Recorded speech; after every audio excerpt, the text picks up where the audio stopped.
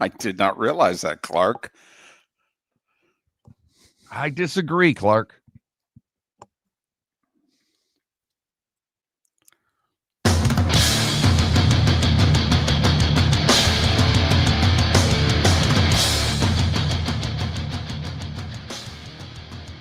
You're listening to Miller and Moulton, coming at you from the Floormeister Studios. Floormeisters, keeping it real. And now, here's Mark Miller and David Moulton. Top of the morning to you on a hump day, which happens to be the first day of October. Let's get over the hump together, shall we? How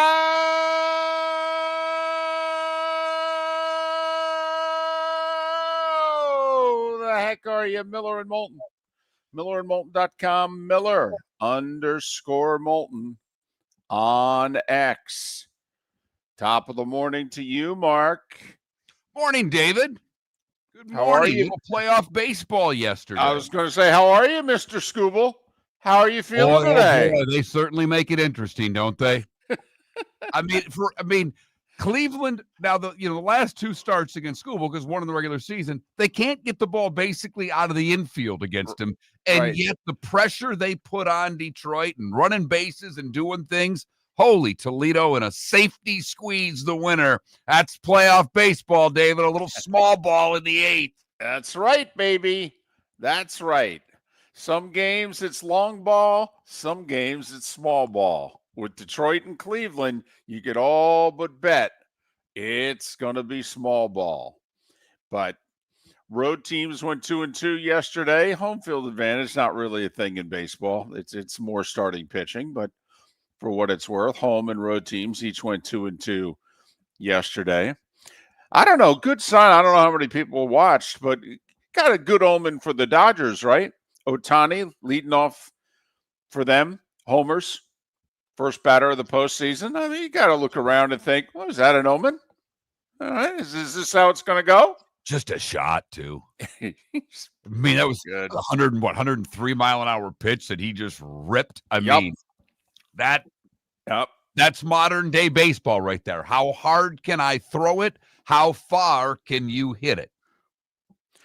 But Scooble and Crochet, the pitching stars yesterday, and the beauty of playoff baseball, where every at-bat and every managerial move can be questioned, second-guessed, whatever you want to call it.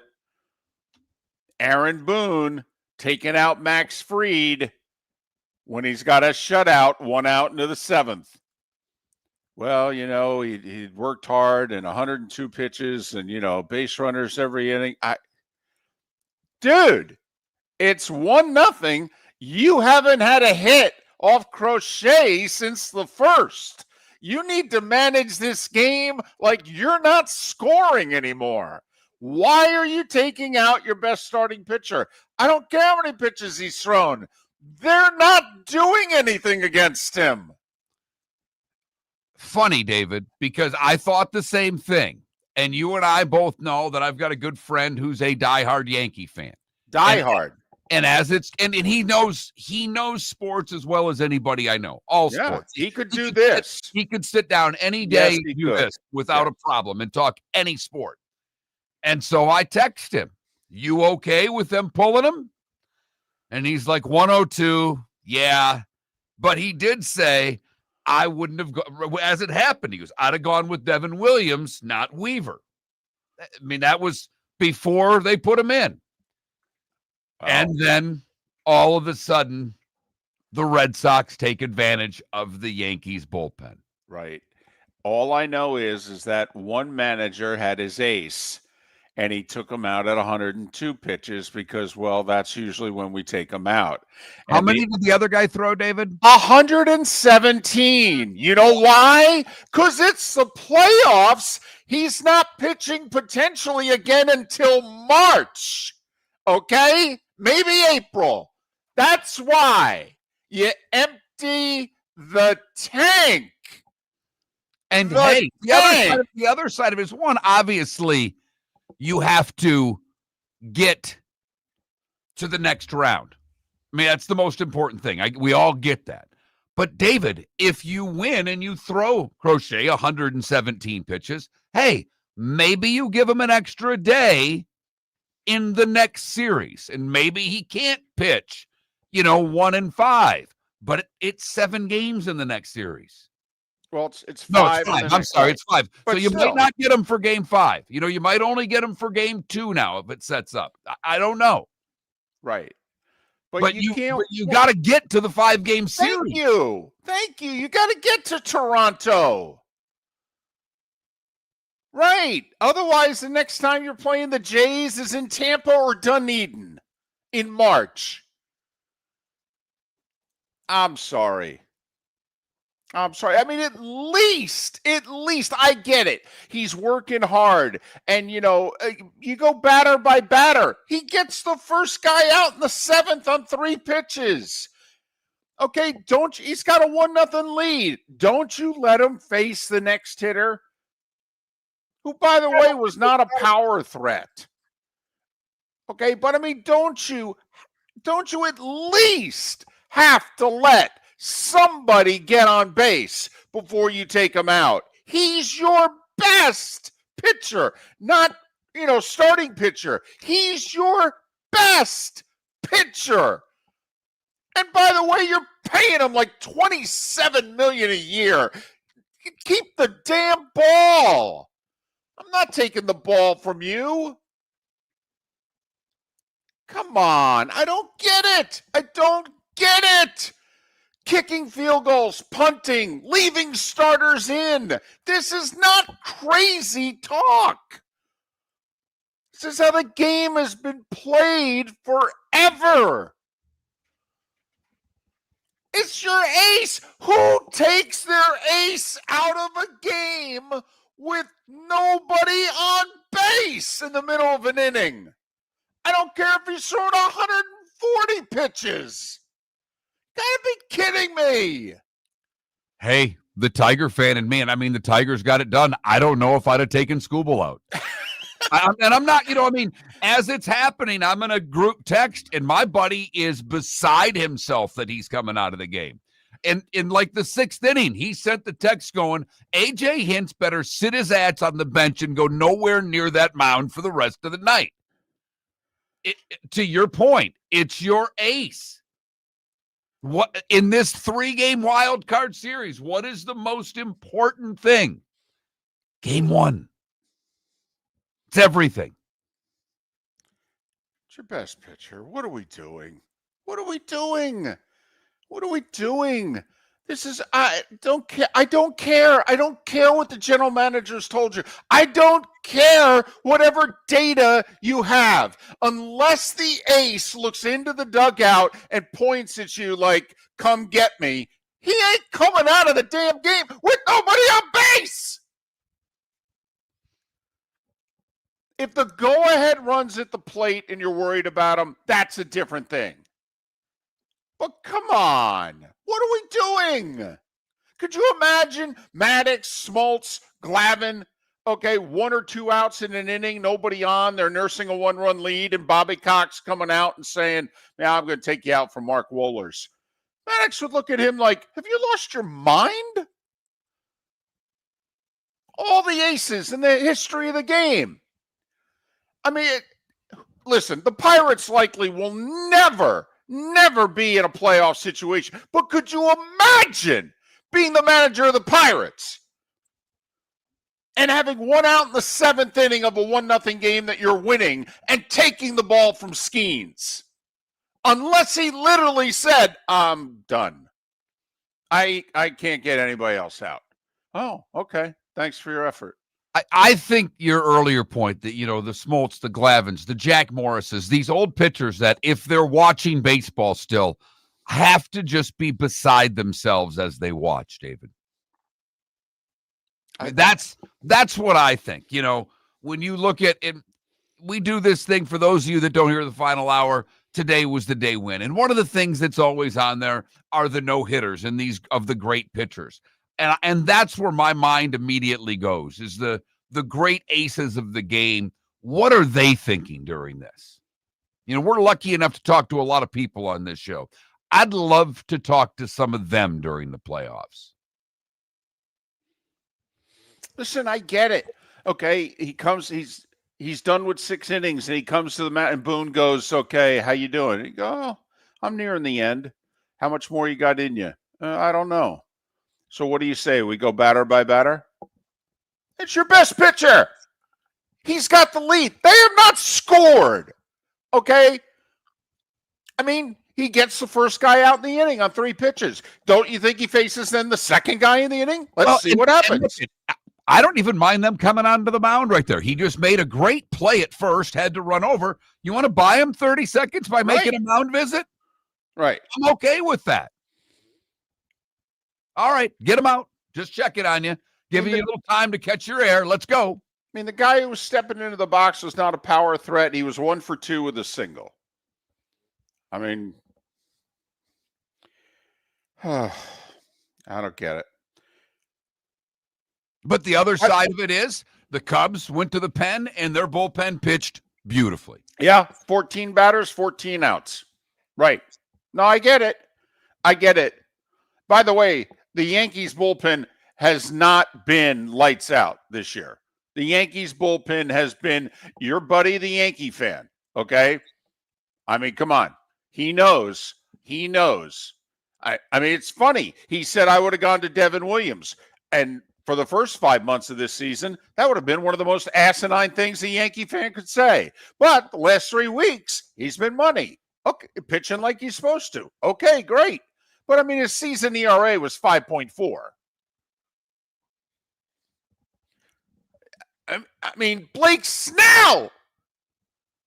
Right? What are we, of the Dodgers? I mean, Max Fried with the Yankees. What are we doing? I mean, this to me goes back to Kevin Cash in the World Series. He's got a 2-hitter going. What? He had 19 hopper, went through the middle of the infield. You're taking him out? What are you doing? You really want to get beat, okay, with the 5th best pitcher on your team coming into the game?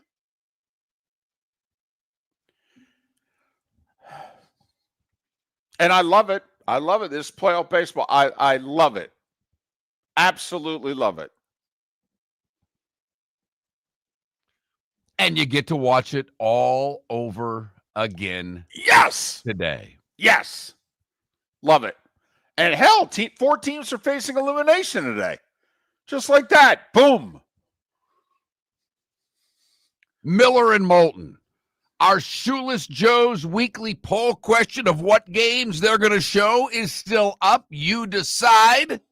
And we've got a great show for you. Bud Elliott, Seth Everett, Chris Perkins, all ahead, plus the starting 5, 25 minutes away on Miller and Moulton. Your roof is your home's first line of defense. At Pelican Roofing of Florida, Ronnie John and their team bring years of experience to protect what matters most, your family and your business. From residential repairs to large-scale commercial roofing, we deliver honest work, fair pricing, and quality you can trust. An upgrade on your roof can lower your insurance costs. Don't wait for a leak to turn into a disaster. Call the experts at Pelican Roofing today. 1-866-9-PELICAN. That's 1-866-9-PELICAN. Online at PelicanRoofingCompany.com. CCC 1332512. For over 50 years, the Nolan family has been dedicated to protecting local families. Nolan Family Insurance is a second-generation independent agency that specializes in home, flood, auto, and boat insurance. They take the time needed to explain your coverage options and answer your questions so you can make an informed decision that's right for you. If you're looking for an agency that treats you like family, call 941-639-1122 or go to NolanAgency.com. That's 941-639-1122 or NolanAgency.com. Let's talk the big differences between Floor Meisters and the big box store that sells flooring. Floor Meisters is family owned. They do flooring, not doors, nuts and bolts, or weed killer. They specialize in it. They know it. Floor Meisters backs their installer. So if there's ever an issue, good chance the boss, TJ, will come out and make it right. Floor Meisters prices beat the box stores every day of the week. When you think flooring, think Floor Meisters in Naples. Floormeisters.com. Real people, real prices, real quality selection. The Floor Meisters, just keeping it real. American Paint Supplies is your one-stop shop for all your coating needs and has been for 30 years. American Paint Supplies is also your #1 Festool dealer in Southwest Florida. If you are a builder, cabinet maker, painter, or power tool enthusiast, Festool craftsmanship can be found at American Paint Supplies. Celebrating 30 years of service, and Festool is celebrating 100 years of excellence. Come to American Paint Supply for a perfect pairing of service and expertise on 6100 Shirley Street, Naples, off of Pine Ridge, or online at AmericanPaintSupplies.net. This is Miller and Moulton.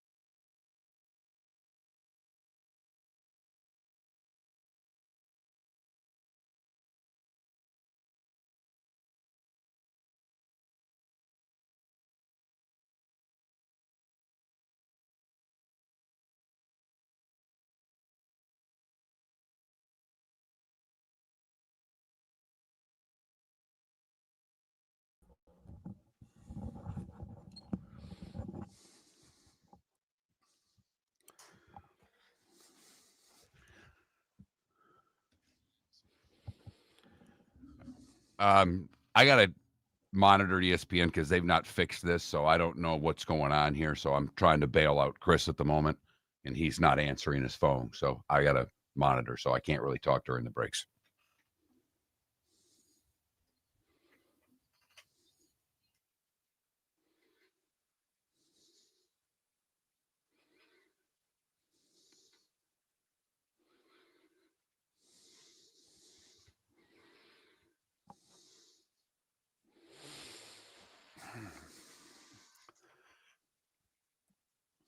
Well, there's no doubt, Puck, that, there's just a lot less contact nowadays. I will say, though, Puck, like you said, a number 9 hitter hitting a $160 or $170. I mean, there were great Orioles teams back in the day, and Mark Belanger was hitting a $176. So, but he was a Gold Glove shortstop.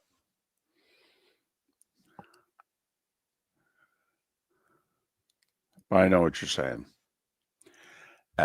I mean, Trey Turner won the National League batting title at what, 305?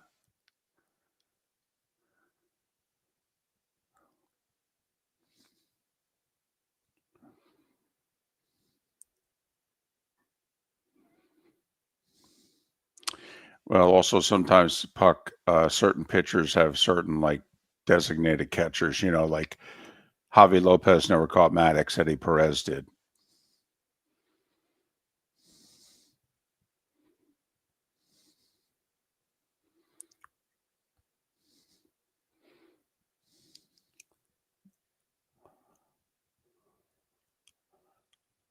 That's not a bad poll question idea, by the way. How many game 3s do we get?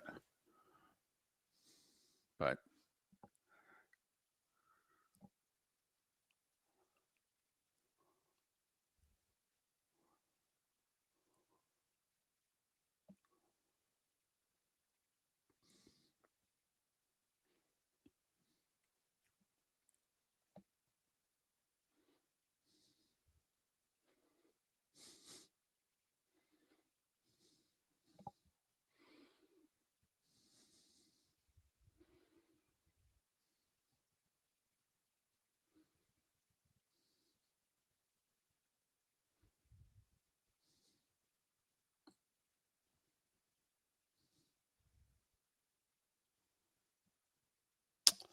Mongo, the travel is much worse, but I'm enjoying going to places that I either have never been before or haven't been in a long time.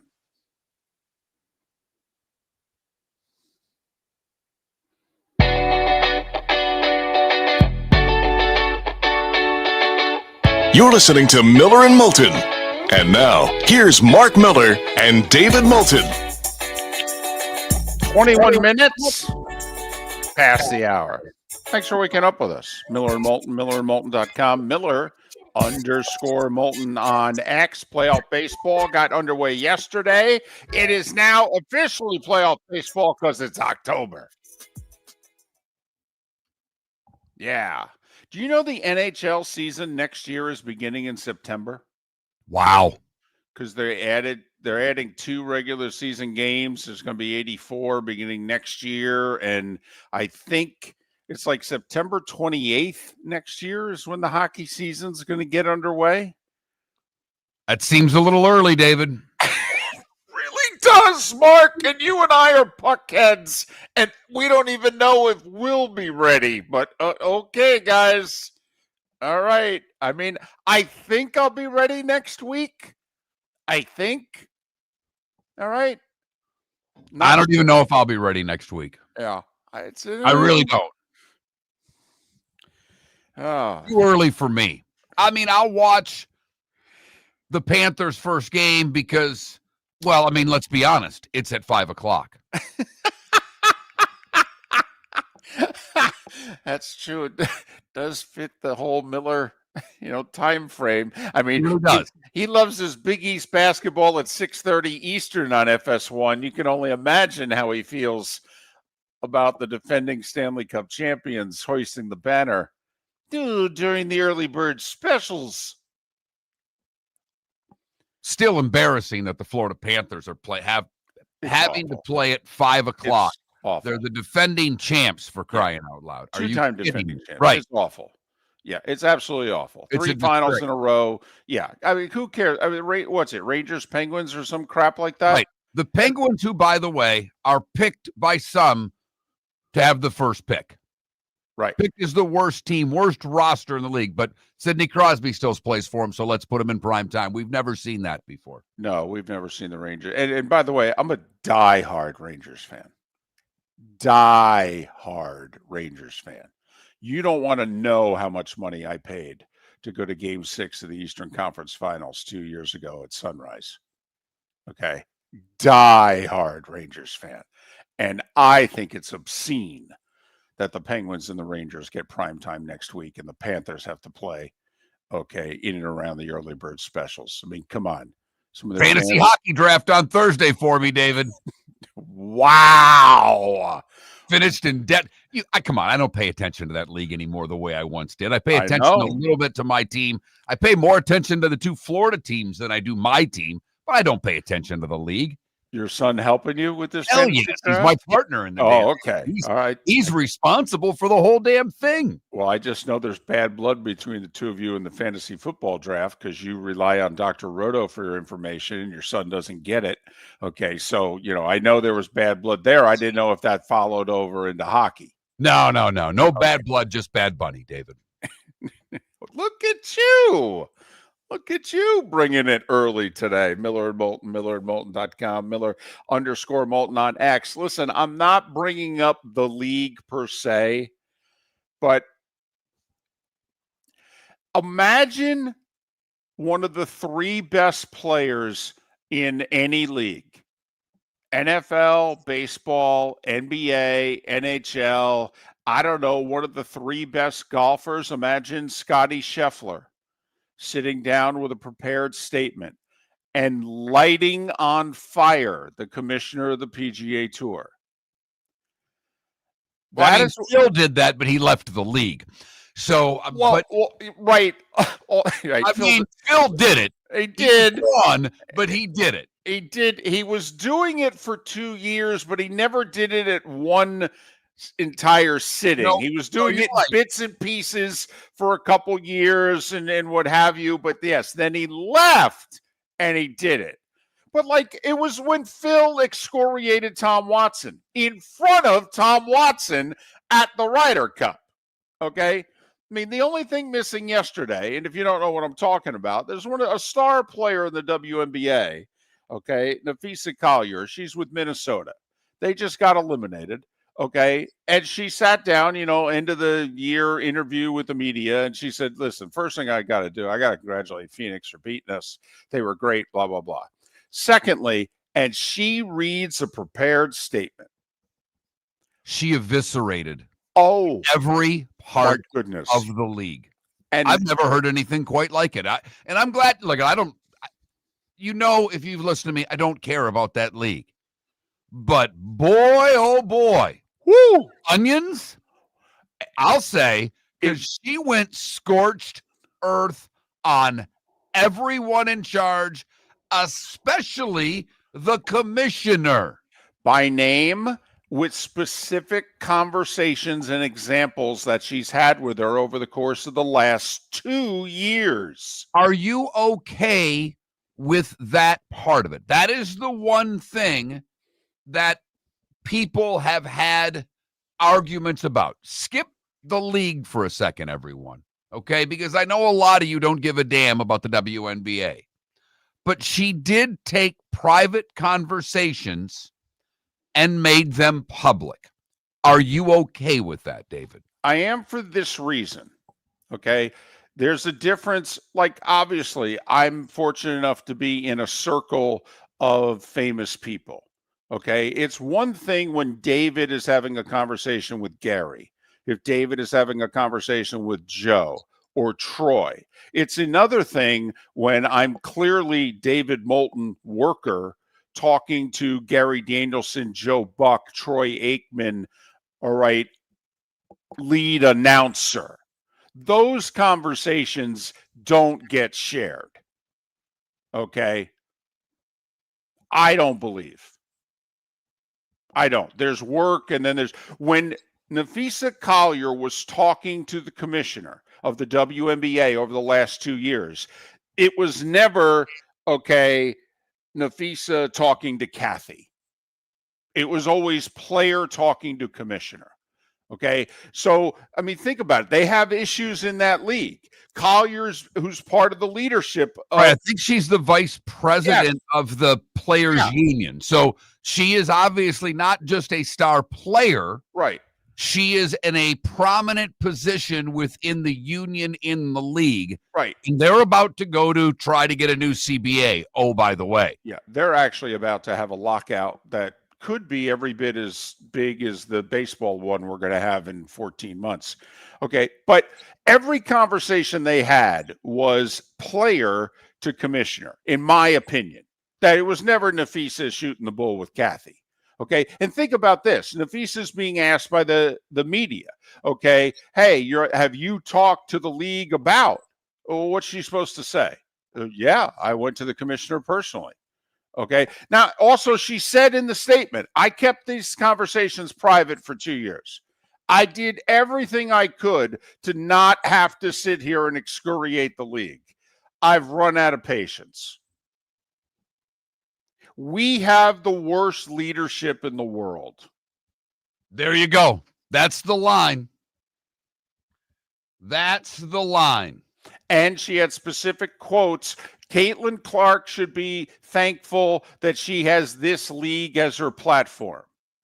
Okay. You guys should be thankful for the media rights deal that I got you, which is funny because most people, the minute the media rights deal was announced, said, well, that seems low. And the Caitlin Clark part of it, she's not the best player in the league, but she's clearly the most popular player in the league.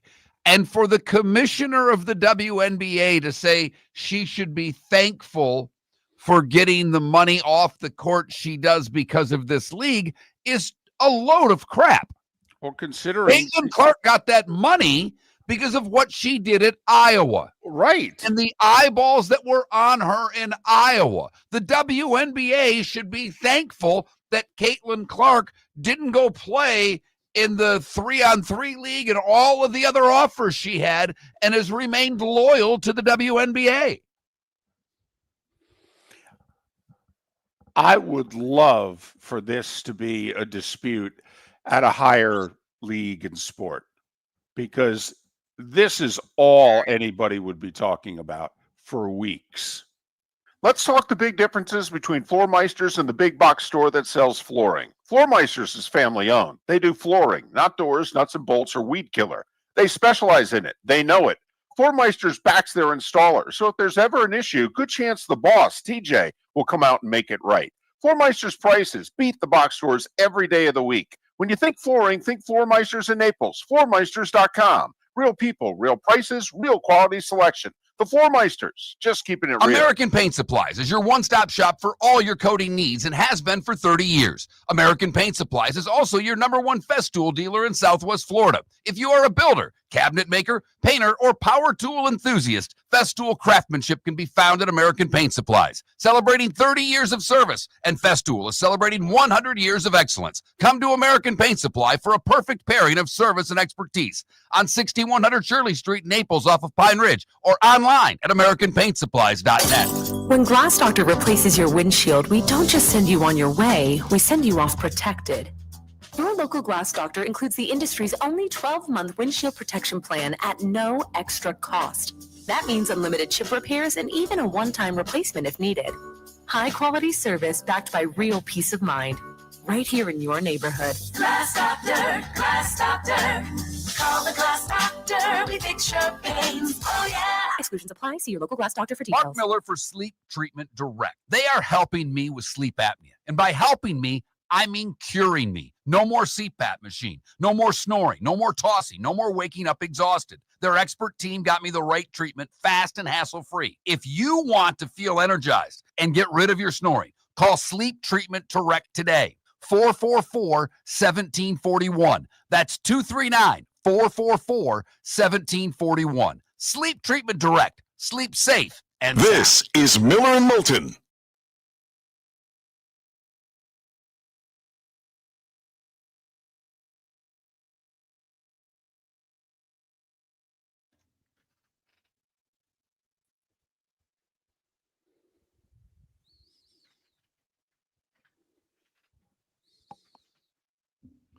You know, Paula, that is interesting. Does the commissioner lose her job? I don't know.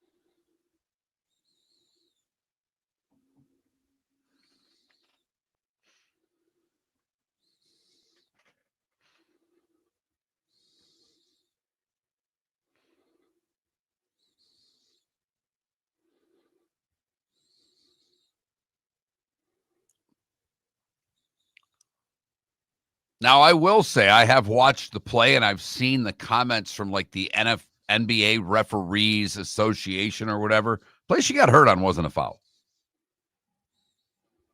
Was not a foul.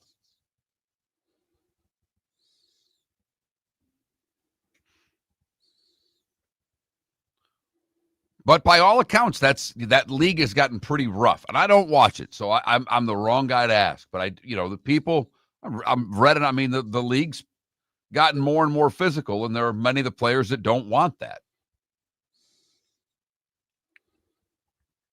Well, in fairness to the players, I think the players are like, if it's a foul in the NBA, shouldn't it be a foul in the WNBA? What do you say to that? Well, absolutely. What I mean, I do think that there are so many players and coaches that have complained about the officiating that I don't think it's not a rogue player bitching about officials. If you know. No.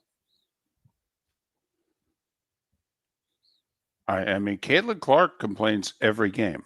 Well, Caitlin Clark complains, period. She does. I mean, it is. If she didn't have the game, she'd be hated. Well, she's got a little Danny Ainge in her. Remember Danny back in the day? You know, the only people like Danny Ainge are Celtics fans.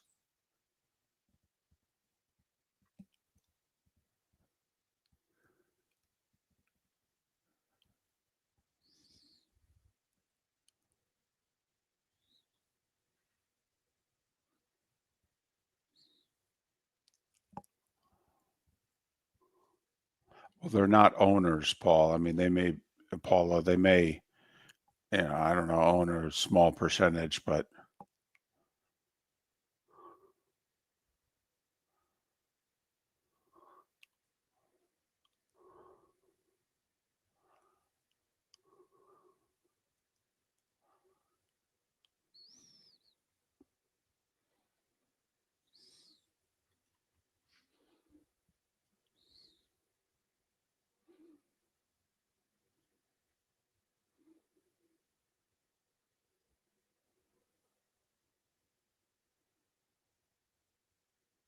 well, they have an investment in the league.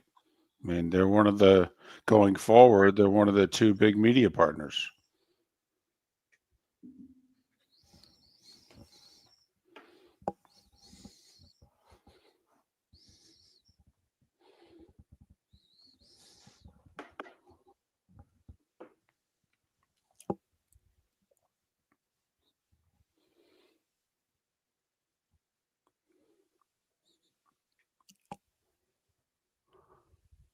I did not, Deadstruck.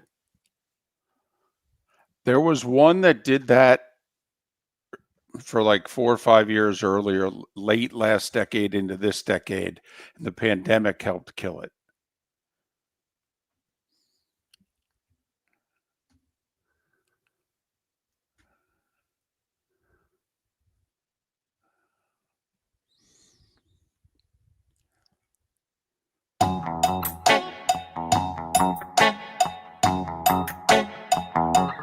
You're listening to Miller and Moulton. And now, here's Mark Miller and David Moulton. 22 minutes till the top of the hour. A slight programming change on this hump day. If you're a regular listener to Miller and Moulton, millerandmoulton.com, Miller_Moulton on X. First off, thank you. Can't do this without you. Secondly, normally on this day we have Seth Everett, Bud Elliott, and Chris Perkins on the show. Bud, however, is going to go an hour earlier than usual. So let's spread the word for those that are big Bud Elliott fans, and there are many of you that are. Okay, we're going to get our college football fix with Bud 1 hour from now instead of 2 hours from now. We will go Bud, Seth, and Chris in that order. So 1 hour from now, Bud Elliott. Time now for The Starting Five. 5 big stories you need to know. Here is The Starting Five. Playoff baseball during the afternoon. Some of it on network television. What is this, the Reagan administration? Tigers and Guardians. Tariq Skubal, 7 2/3 innings, gave up just 3 hits, 1 run, 14 strikeouts. Would that tie a Tigers all-time strikeout record in the playoffs? Yes. That franchise has been around a long time. Well, we've never struck out quite the way we strike out now, though. Well, that is true. There are a lot of Ks in every. That is, look, I love playoff baseball. There were innings where there was drama yesterday. Mm-hmm. There were a lot of boring innings. Yes. Yeah. The guys do not seem interested in putting the ball in play. No. If they can't swing for the fences. I was fascinated by the Cubs Padres games because of the time of day it was played. It was tough on those hitters. Uh-huh. It's already hard as hell to hit a baseball. Right.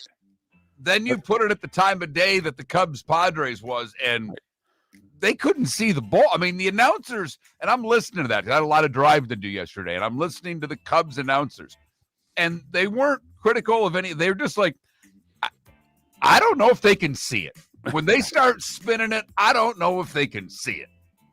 Tigers scored 2 unearned runs, beat the Guardians 2-1. These are best of threes. So, game 2, 1 o'clock today on ESPN, noon Central Time for those of you in Huntsville. Cubs and Padres, 3 Eastern on ABC. And the Cubs scored 3 runs for 3 Eastern on ABC. Suzuki and Kelly go back-to-back in the 5th. And then the Cubs bullpen retired 14 consecutive batters to end the game.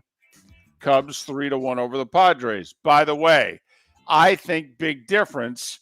I'm calling on Aaron Boone to leave in Max Fried. He had a 1-0 lead. When the Cubs took out their number 1 starter and went to the bullpen, they were trailing 1-0. Okay? I do think that that's a big distinction. But it's how baseball's played today, and it sucks. Red Sox at 6 Eastern on ESPN beat the Yankees 3-1. Garrett Crochet threw 117 pitches. Imagine that. Maybe it's because he gave up only 1 hit after the first inning. He struck out 11 in 7 2/3.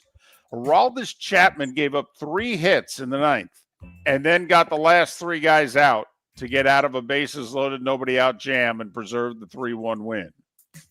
That splitter he threw to Stanton was disgusting. Nasty. Disgusting.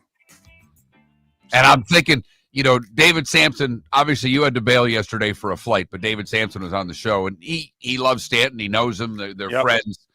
And he's like, Stanton, a ring in 500, he goes to Cooperstown. And as he's up in that moment, I'm just thinking about our conversation with David Sampson going, get a hit for Sampson right here. Oh, and remember, Stanton had the great postseason for the Yankees last year when Judge didn't. But Red Sox with 2 in the 7th. Not off Max Fried. No. See, he's the Yankees ace, and he was pitching a shutout for 6 1/3, but, 102 pitches, so he's got to come out of the game.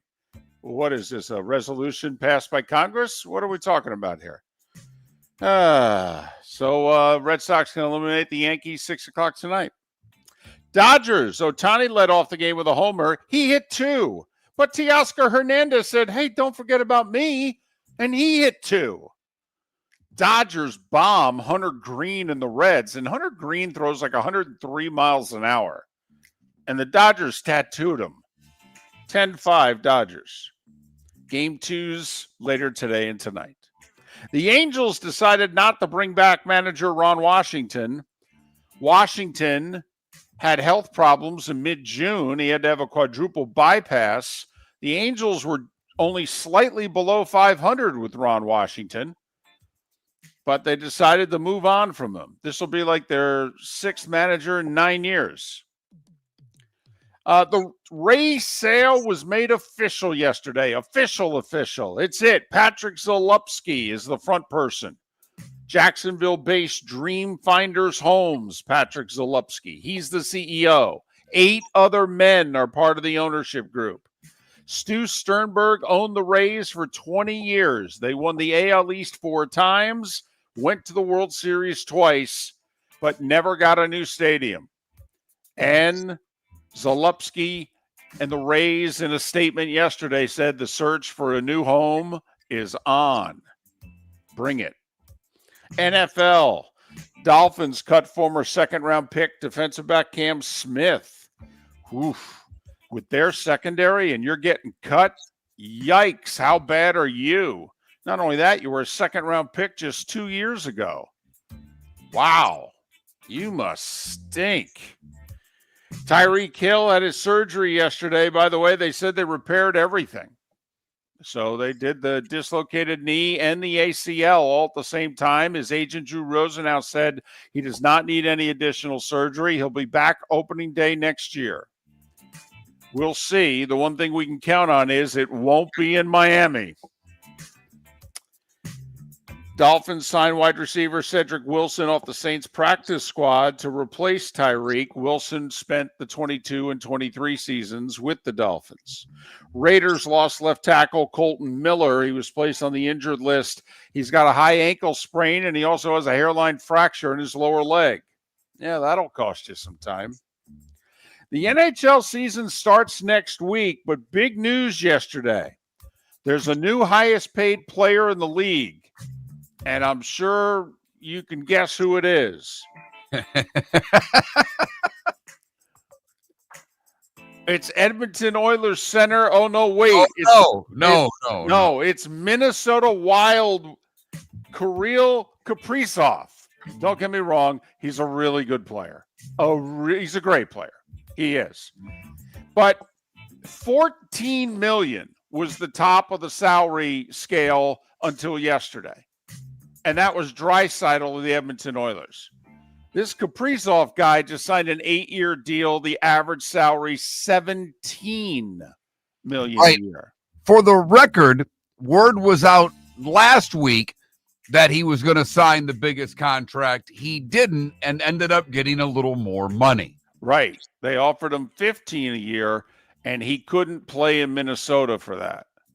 By the way, they did discuss part of the reason why he's getting $17 a year, taxes in Minnesota. That $17 million in Minnesota is about 14 and change in Nevada, Texas, and Florida. Just saying. The deal doesn't kick in this year, though. Kicks in beginning next year. So he's under contract through like 2034. WNBA, hell of a series. Phoenix will face Las Vegas in the final. Vegas blew an 8-point fourth quarter lead. Indiana forced OT, but then Vegas won it 107-98 to take the best of 5 and 5. Vegas will have home court against Phoenix in a best of 7 that begins Friday. And as we talked about last segment, Minnesota Lynx forward Nafisa Collier read a statement where she destroyed WNBA Commissioner Kathy Engelbert, called her, quote, negligent, unquote, and said, quote, we have the worst leadership in the world, unquote. Wow, in the world. I don't know. I might have to contest that. I mean, there's a few places around the globe, but anyway, maybe that's just, getting too nitpicky. NBA news of note. There's been a stalemate for 4 months between Jonathan Kuminga and the Golden State Warriors. Kuminga wouldn't sign multiple contract offers. And because of it, because he really doesn't want to play there anymore. He hates Steve Kerr and he wants out. But they own his rights for at least a year. The question was, were they going to own his rights for more than a year? He wouldn't sign. Because he wouldn't sign, the Warriors couldn't do anything this offseason. They didn't financially, they couldn't do anything because they didn't know the status of Kuminga. Anyway, Kuminga signs a 2-year deal for $48.5 million. He's eligible to be traded in mid-January. The thought is around the league, he won't make it to the All-Star break, which is early February. One other note, man, what a great player he was. Lawrence Moulton. All-time leading scorer at Syracuse. He played in the early to mid-90s. Scored like 2,300 points. Died suddenly yesterday at the age of 53. 10 minutes before the hour. That was the starting 5. 5 big stories. And the stalemate is over here on Miller and Moulton. David, I thought you would bring this up, and if I'm ruining a segment you had planned later, I apologize. But our buddy Amanda Kristovich had an article yesterday in Front Office Sports. She does a great job, and she's joined our show a bunch, talking about the College Sports Commission setting up an anonymous reporting tip line to share information about NIL rules violation. If you see an NIL rules violation at a college near you, call 877-CHEATERS. It's being called the snitch line by industry insiders. And Darren Heitner, who's joined our show a handful of times, who is great in the NIL world, has set up a bunch of deals, has a terrific NIL newsletter that he puts out weekly, recently posted here in the last few minutes, the College Sports Commission has no subpoena power, limited resources, and acknowledges that it will struggle to prove violations of its likely illegal rules. Solution? Overwhelm them with callers from the Feinbaum Show. A snitch line for the NIL. This is going to go well. I mean, are you flipping kidding me? It's their whole, they buried themselves. They could, the NCAA and college football, and we've said this for years on this show. 10 years. They could have gotten out in front of this. They could have fixed this themselves. But they kept kicking the can down the road and thought that the Supreme Court would bail them out. If you all recall, after losing every single court case along the way, the Supreme Court unanimously ruled against them. I want everybody, and I know we don't talk politics or news on the show, and I'm not ever going to, but think about that for a moment. The Supreme Court, unanimous against the NCAA. They did it to themselves. For all of you that don't like NIL and don't like the portal and don't like what's going on, and I can't say I love all of it, but they did it to themselves.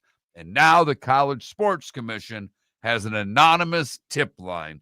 If I get the number, I'll post it on my X page. Do you remember when the HBC was in South Carolina and the outrage when in Destin at SEC meetings, okay, Spurrier emerged from the room and said, well, I don't think there'd be any problem giving them about $300-400 a game. Okay, we can put it in a fund. Okay, they get the check at the end of the season. Okay, then we can give them even incentive to graduate. Okay, and give them an even bigger check with their graduation. And oh my goodness, went nuts. Okay, Spur even said, "I take some of the money out of my own pocket to do it."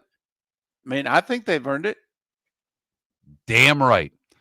And now, as Bud Elliott said over the summer, we're going to get to a point where quarterbacks make more than coaches.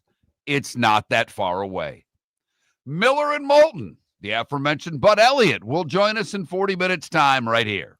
Football season is back, and celebrate your game day with Jimmy the Beef Guy. We're talking tender, juicy Chicago beef sandwiches. Whether your party's for 10, 100, or 200, bring game day to your house with Jimmy the Beef Guy. The catering packages come with the beef, the gravy, the peppers, the bread, everything you need. 2 convenient locations, Fort Myers and Bonita Springs. Skip the ordinary and bring the beef. Jimmy the Beef Guy, Chicago flavor, Southwest Florida style. Call today or visit jimmythebeefguy.com. Tell him Miller and Moulton sent you.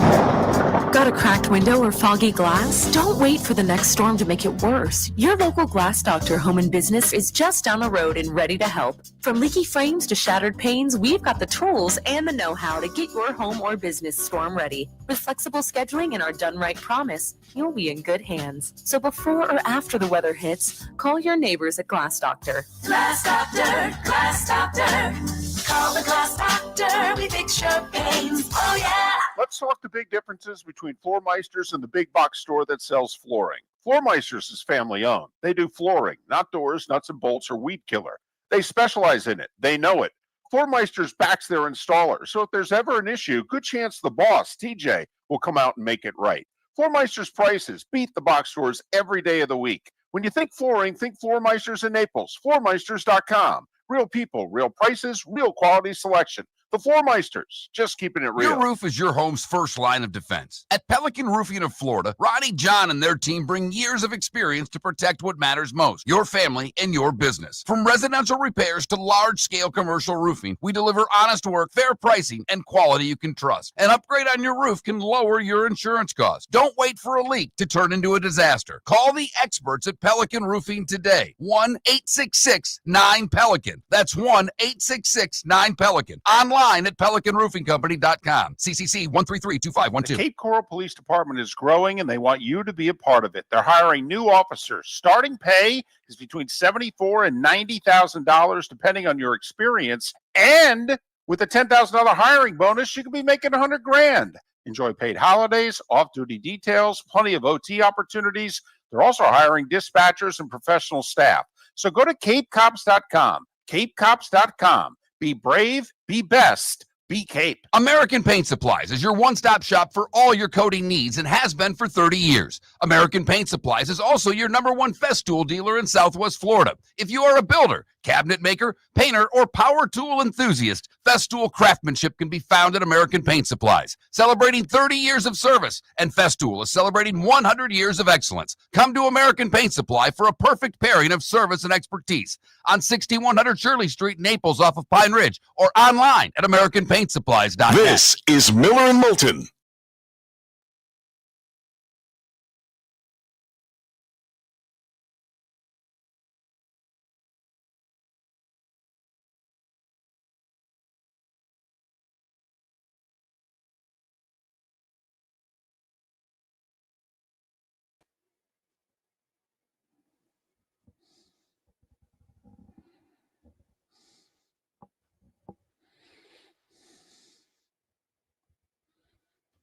Fam, I don't think you are anymore. And it used to be better. I'll be honest, before Paul went to ESPN, the show was better. The callers were what made the show. It was all based in it was when he was in Alabama, so it wasn't a national show. It was a regional show, and it was Birmingham. It was Birmingham, and I think a couple other stations had it in the state. And it was the callers that these just nut job callers. Paul.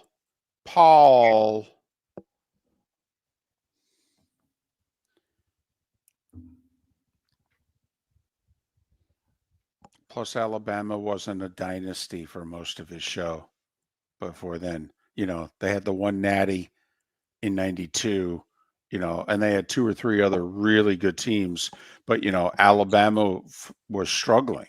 Well, that makes for better sports talk, right? You go 8-3 at Alabama. That's just, open the phones. We can't be having this, Paul. Yes, he is an interesting looking fellow. No, there's no doubt.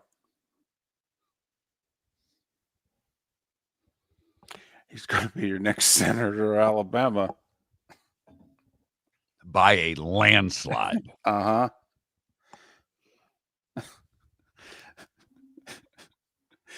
Once again, we don't do politics. Okay. But I can just see at the Auburn dinner table. Man, imagine the choices we have. Okay, that Alabama loving Feinbaum or a Democrat.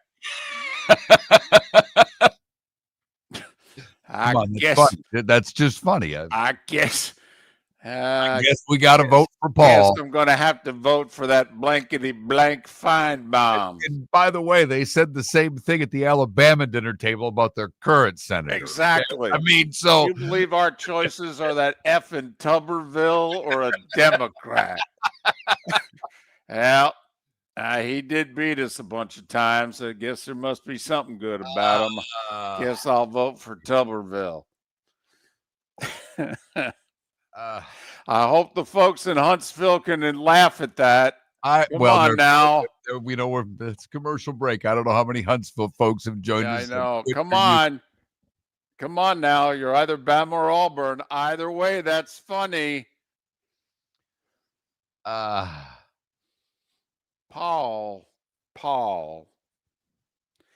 I think it'd be great if he becomes a senator And one day a week he does the show. And his callers can call in and go, Paul, you going to do anything about the cost? I need to talk shop for a second. Sorry. Be ready at 7:01 to come on. For whatever reason, I don't see the show open listed, and I don't know why. So just sorry. I know you were on a roll there, but sometimes I gotta produce. Paul, I have 2 questions. Okay. 1, what do you think of Alabama's defense? And 2, are you going to do anything about the cost of prescription drugs? I'll hang up and listen. No, I think it'd be amazing.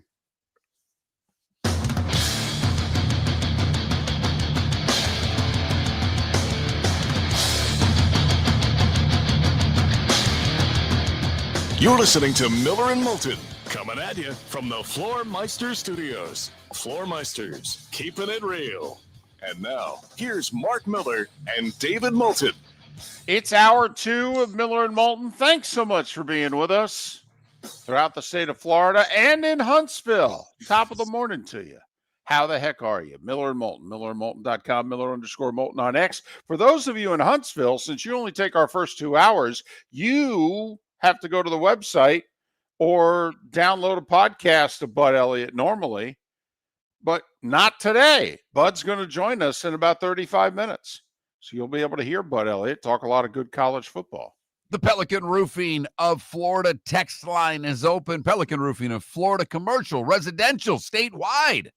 1-866-9-PELICAN. 1-866-9-PELICAN. Pelican Roofing of Florida, proud sponsor of the text line. That number, 21,000.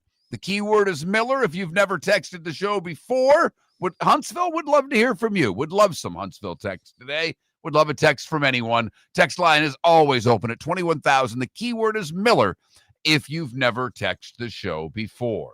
Is this too simple of a poll question? Did you watch any of the playoff baseball yesterday? Curious. Yeah, I think it's a great question. We can give your usual slew of answers. I watched a bunch. I watched a little. I didn't watch any. Or we could just go yes or no. Whatever you feel, you're in charge. But yeah, it is International Coffee Day today. So there could be a backup poll question. Okay, now this is where I'm not a coffee guy. I know, that's one of the answers. How do you like your coffee? Black, cream and sugar? I don't drink coffee. Very simple. People are putting all sorts of stuff in their coffee now. I mean, God, my wife is just, pumpkin. She doesn't even drink coffee. Let's be honest. Your wife doesn't drink coffee. She drinks some sort of sugary substance that has some coffee in it. It started as coffee. I can assure you of that. We have 2 coffee makers. I know it started as coffee. Okay. Well, her best friend gave her a coffee maker. I mean, she feels as if she has to, have it out. Even though she loved her old one with the smaller pot. Now this one's bigger. See, once again, I got to talk to a coffee drinker. I don't understand this. Does it matter? Big pot, smaller pot? I prefer the smaller pot. It's coffee. I guess it just depends on how much you drink. I mean, we make 2 pots of coffee every morning in our house. Wow. I make mine for me.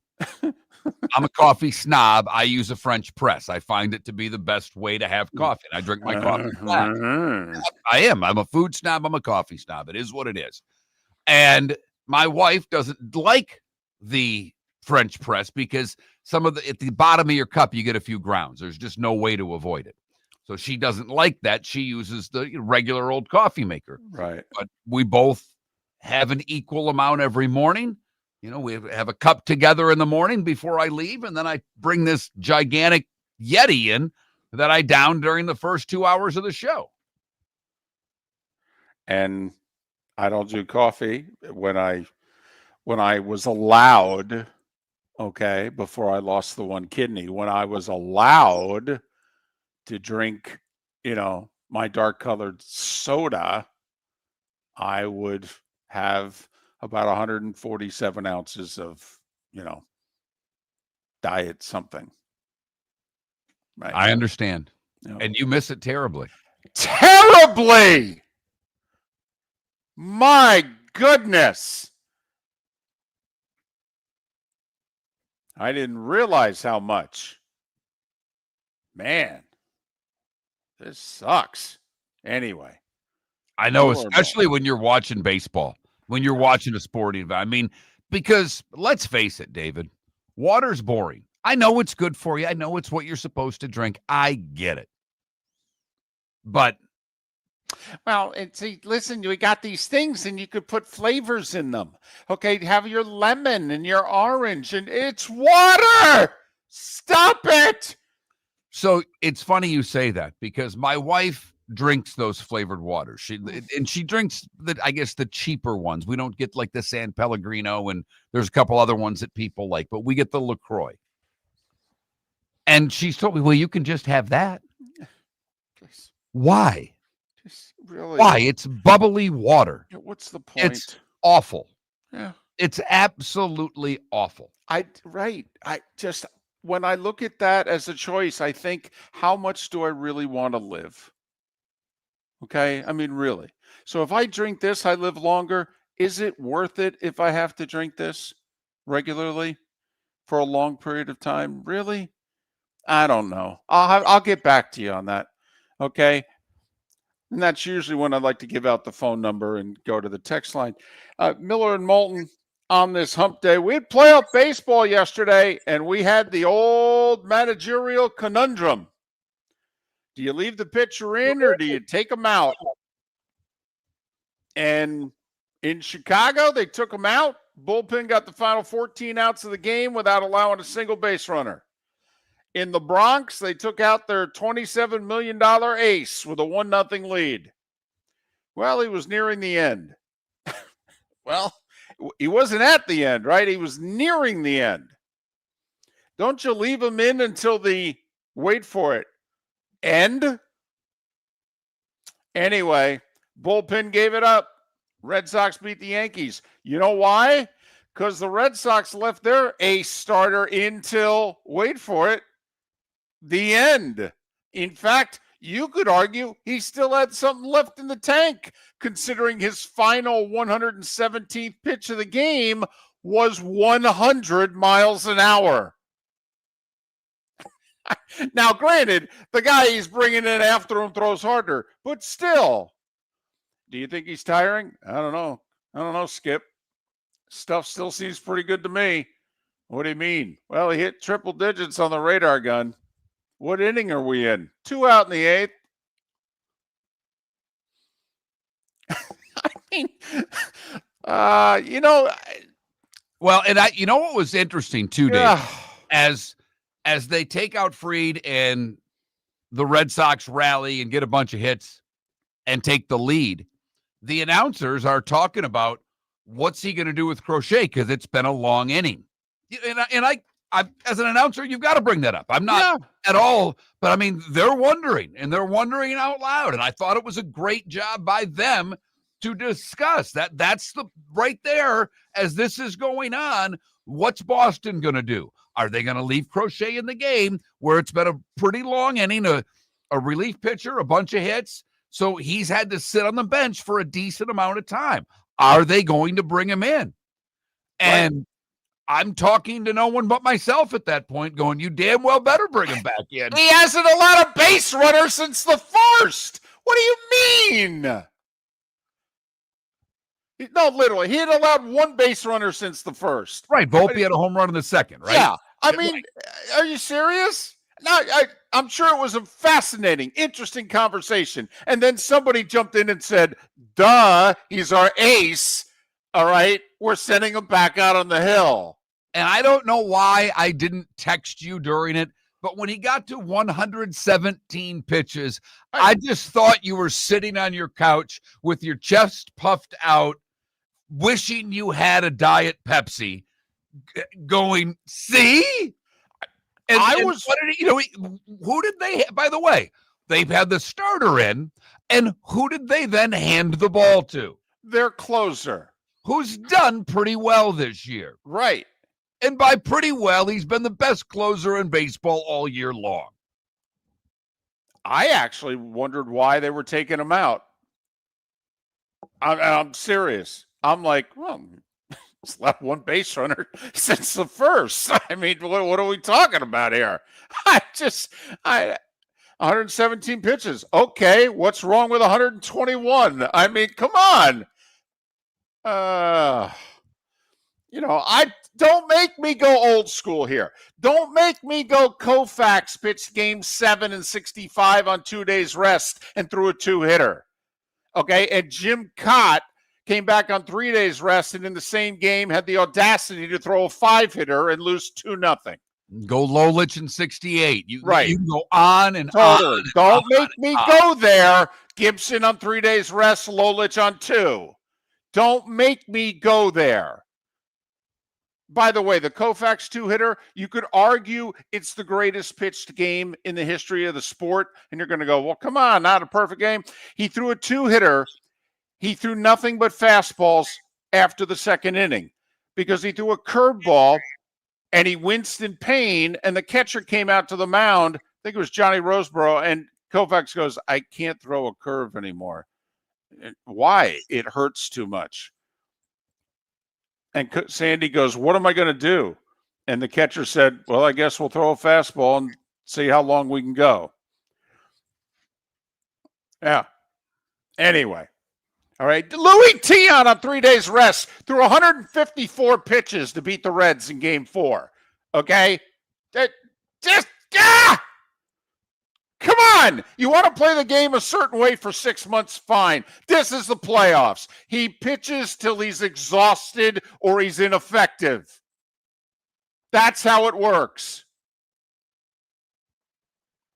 David, it used to be the way it works. Now, the fact that he got to 102 is almost amazing in today's baseball. The fact that Crochet threw 117 pitches just doesn't happen. But give Boston credit. They let their ace throw and handed the ball to their best closer, who, after giving up 3 singles in the 9th, bared down. By the way, they went back-to-back left-handed hitters with Chapman on the mound. Don't you have to bring a righty off the bench there? They didn't have any. They had them all in the starting lineup. Okay, I mean, think of the bats. One. I think they had one. Think of the bats that they left on the bench for the game against Crochet there. I mean, they left you could argue they left 2 of their 5 best hitters out of the lineup because they didn't want a lefty facing a lefty. In that case, I think Boone just thought, listen, I'm going with my better player as opposed to the lefty-righty matchup, because I'm sure Boone's going, well, we did this lefty-righty thing and he's given up 3 hits. Okay, so, I might as well put my best guys up there against Chapman, see how it goes. And then bases loaded, nobody out in the 9th. Yeah. Okay, I mean, come on. If you put the ball in play, you probably tie the game. Down 3-1. Seriously, if you could put the ball in play 2 times, you probably tie the game. Come on. It's easy for me to say. He's throwing a 102-mile-an-hour splitter. I mean, honestly, should have been. They had a lot of police at that game. He should have been arrested after that strikeout pitch to Stanton. Somebody, what are you arresting me for? That's endangerment. That's come up with a whole bunch of stuff. Seriously, no, we have to take you away.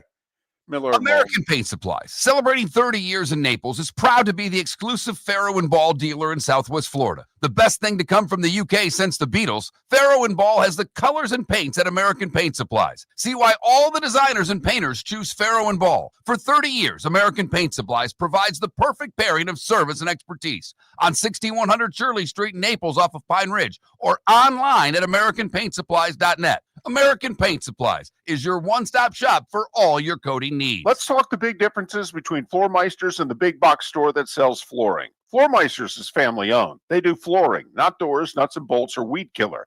They specialize in it. They know it.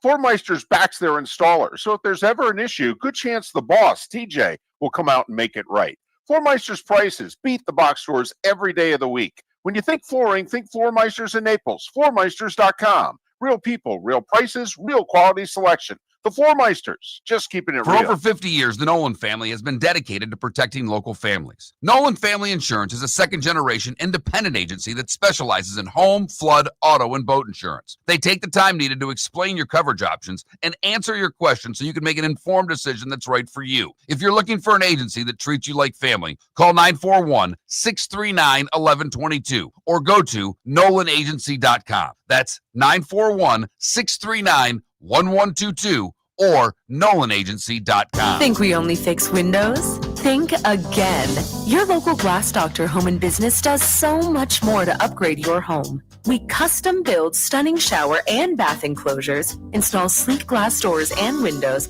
and can bring fresh life to foggy or cracked panes. Need a glass tabletop or a statement mirror? Yep, we do that too. If it's glass and it's in your home, we're the team to call. Call the Glass Doctor, we fix your pains. Oh, yeah. This is Miller and Moulton.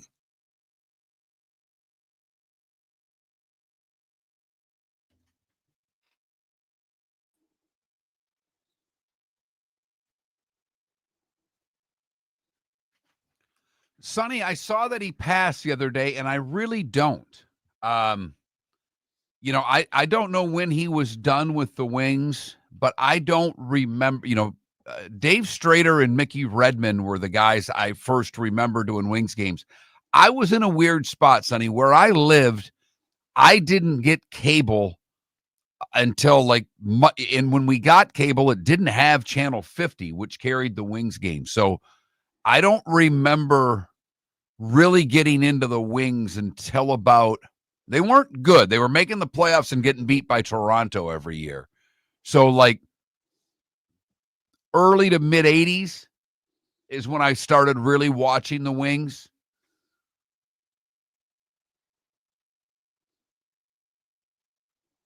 He was a Detroit Red Wing. Was he the play-by-play guy, Sonny? You'd have to help me, but he passed away a couple of days ago. I found out yesterday that the trainer of my minor league team, where my hockey affinity was, passed away yesterday. Gunnar Garrett, one of a kind. And the players that poured out to tell some pretty fun stories about Gunnar on a guy I'm friends with on social was some fun reads.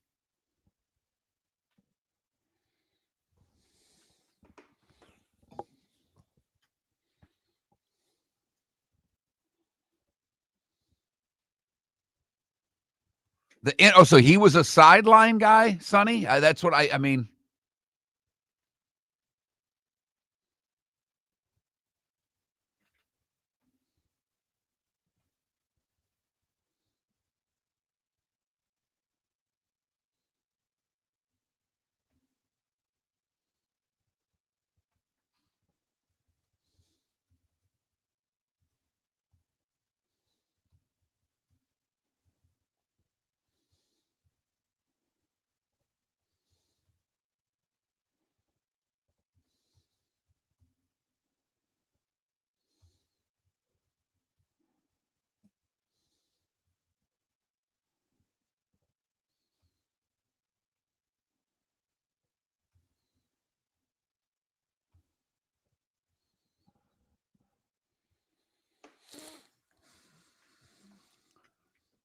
All right, I need your help here, chat room.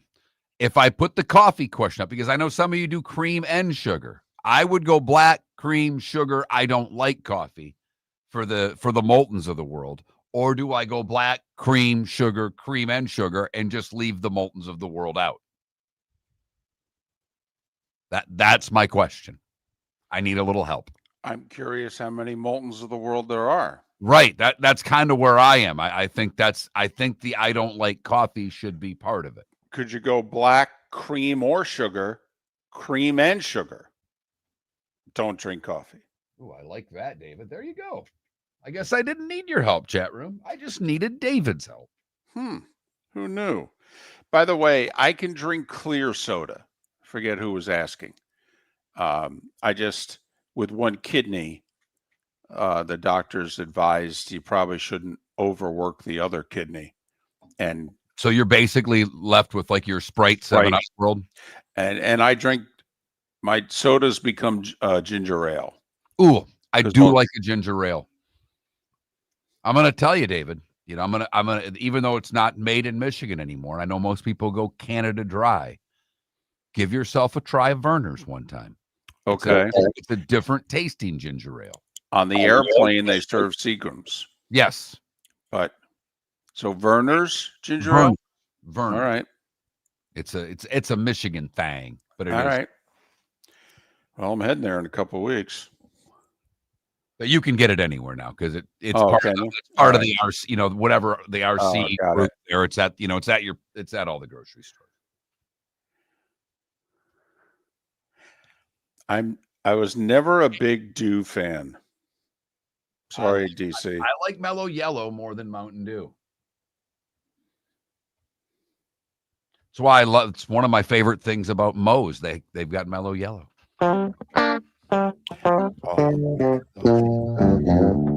You're listening to Miller and Moulton. And now, here's Mark Miller and David Moulton. 21 minutes past the hour. But Elliott coming up in a little more than 15 minutes time here on Miller and Moulton, millerandmoulton.com, Miller_Moulton on X. High-level negotiations were going on during the commercial break, ladies and gentlemen. If you were not witnessing it and hearing it, twitch.tv/Miller and Moulton, YouTube Miller and Moulton channel, high-level negotiations going on with our poll question. Definitely, because we have David's baseball question up, and I went with an old David Moulton answer, not the yes or no. How much playoff baseball did you watch yesterday? A lot, a little, none. Those are your choices. And it's International Coffee Day, and we had to determine what the selections were going to be, because I know some of you use cream. I know some of you use just sugar. I know some of you that use both. So how do we break it down? Because I want to know who doesn't like coffee as well. So we went with black, cream, or sugar, cream and sugar, and I don't like coffee. That Mark Miller, the David Moulton, Miller_Moulton on X to vote. Make sure when you vote to check out our poll question from yesterday. It's up all week. The Shoeless Joe's Sports Cafe poll question, if you will. They are letting you determine which games they're going to have the sound on for. And the 1 o'clock game choices are Miami at Carolina, Denver at Philadelphia, Dallas at the Jets. The 4 o'clock choices are the Bucks at Seattle, Detroit at Cincinnati, or Washington at the Chargers. Whichever game gets the most votes is the game that Shoeless Joe's will have the sound on for in the 1 and 4 o'clock windows. Yeah. Vote on our Shoeless Joe's Sports Cafe poll questions. That Mark Miller, the David Moulton, Miller_Moulton. I can't put the Ryder Cup to bed because too many people keep bringing up things. And the guy who would have been captain threw out a wild idea yesterday. Phil Mickelson. By the way, more wild of an idea than Phil Mickelson being a future Ryder Cup captain. And that these days is wild. But Phil, in a post on X, basically said, hey, we've got to think out of the box. They get the team aspect of the Ryder Cup. We obviously do not. How about a Lou Holtz, a Coach K, someone completely out of the golf world to help try to teach the U.S. players how to play a team sport, if you will? Now, both of those gentlemen, to me, are a little old for the job. And Phil did clarify when people said Lou's about to be 90. He said a Coach K, Lou Holtz type. Right. Hey, at this point, you can't just say and throw that idea away and say that's stupid, because Keegan Bradley paired Harris English and Colin Morikawa twice. Okay. With all the data, with all the analytics. By the way, Molinari, who was one of the vice captains for Europe, apparently was the genius of. No. It's his brother. Right. His brother. Right. Francisco Molinari's brother is the analytical genius behind Team Europe. Right. Genius. Yep. And he did a podcast yesterday in which they said, could you just kind of give us a, couple of minutes as to what's the thinking behind what you do? And he said, well, we had about 25, 30 players we were considering, and we ran the stuff where, like, let's just say it's you two playing. So I'll run it where, what if you play and you hit first on the odd holes and then you hit second, and then we run the simulation of if you on the even holes, and then I switch it, and then we see which result is better. And they mean, when they paired English with Scheffler, they had them teeing off on the wrong holes because you needed longer hitters on certain, whether it was the odd or even, and I don't remember which, but it turned out that the Americans got most everything wrong when it comes to the analytics side of things. Well, also the very next day, the players on their own decided to switch, and Europe just looked at that as absurd. Okay, that, how could you do something that whimsical, right? Here, Mark, I've watched a lot of video the last 2 days, and Shane Lowry gave an interview. Shane Lowry won the Open Championship. For an international golfer, that is the win, even bigger than the Masters. Okay, that's the win. Not only did he win the Open Championship, Mark, he won it in his home country. And he was asked about making the clinching putt to win the Ryder Cup, and he said, yeah, that was bigger than the Open. Oh, yeah. Mark, their DNA is different than ours. And I don't, I think in most American sports, the whole so-and-so wanted it more, I always think that's crap. I think that's a crutch, whether it's coaches, announcers, fans. So-and-so wanted it more. Bull. Okay? Mark, I do think they want it more. I don't think there's a single American player who would trade a major for the winning putt in the Ryder Cup. I don't. Now, you could say if somebody's won 6, 8 majors, what have you, but I don't. I don't think Phil would have given up one of his 6 majors for the winning putt in a Ryder Cup. Okay, I don't think Tiger. Tiger wouldn't have. Tiger wouldn't have given up on Tiger. Tiger said it from the word go. What am I about? I'm about the majors. Right. Okay. I mean, would Scotty Scheffler give up one of his majors, okay, for the winning putt of a Ryder Cup? Now, maybe after the last 3 experiences he's had, maybe. But you know what I'm getting at. I just don't think we'll ever care as much. Maybe one right, like, I'll be honest.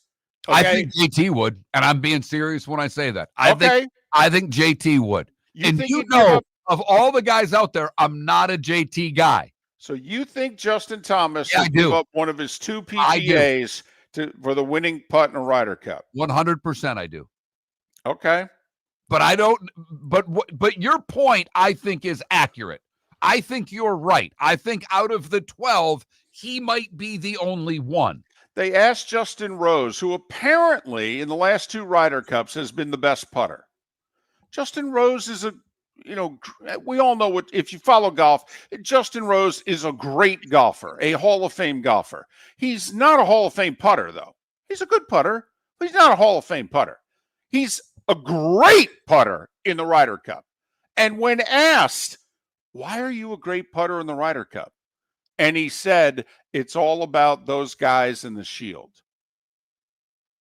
He goes, that's all I think about. I don't think so. I don't know how we overcome that. I just think, Mark, we overcome that because we're better. And I think Sunday singles showed.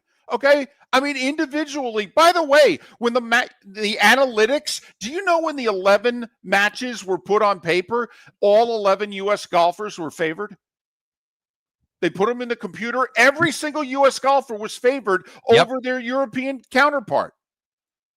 And we only lost one of the 11 matches. But, Mark, the only way I think we'll have a Ryder Cup where our want to will equal theirs, is like what just happened, where they absolutely kicked our butt and we were humiliated. And yeah, I'm serious. I agree with you. I think it's gotten to the point now where the embarrassment factor. Yeah. And when you play when you play any sport, you don't want to embarrass yourself. Right. And the U.S. players for 2 days embarrassed themselves. So I do think that will factor in. But the way this is done, how many of they had 11 of the 12 guys back on the team from the last time. Right. Our team will probably look very different 2 years from now than it did this time.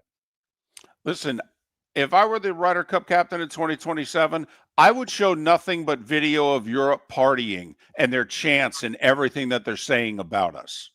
Football season is back, and celebrate your game day with Jimmy the Beef Guy. We're talking tender, juicy Chicago beef sandwiches. Whether your party's for 10, 100, or 200, bring game day to your house with Jimmy the Beef Guy. The catering packages come with the beef, the gravy, the peppers, the bread, everything you need. 2 convenient locations, Fort Myers and Bonita Springs. Skip the ordinary and bring the beef. Jimmy the Beef Guy, Chicago flavor, Southwest Florida style. Call today or visit jimmythebeefguy.com. Tell them Miller and Moulton sent you. Your roof is your home's first line of defense. At Pelican Roofing of Florida, Ronnie John and their team bring years of experience to protect what matters most, your family and your business. From residential repairs to large-scale commercial roofing, we deliver honest work, fair pricing, and quality you can trust. An upgrade on your roof can lower your insurance costs. Don't wait for a leak to turn into a disaster. Call the experts at Pelican Roofing today. 1-866-9-PELICAN. That's 1-866-9-PELICAN. Online at PelicanRoofingCompany.com. CCC 1332512. American Paint Supplies, celebrating 30 years in Naples, is proud to be the exclusive Farrow & Ball dealer in Southwest Florida. The best thing to come from the UK since the Beatles, Farrow & Ball has the colors and paints at American Paint Supplies. See why all the designers and painters choose Farrow & Ball. For 30 years, American Paint Supplies provides the perfect pairing of service and expertise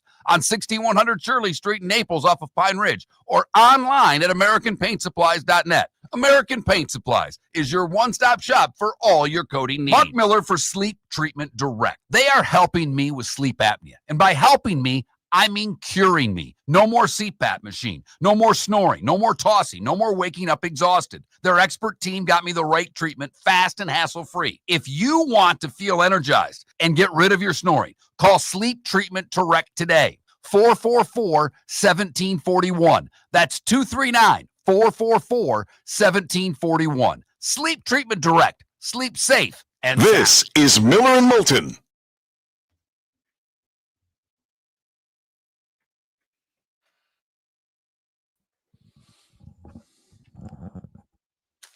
Morning, bud. Morning, guys. What you up to?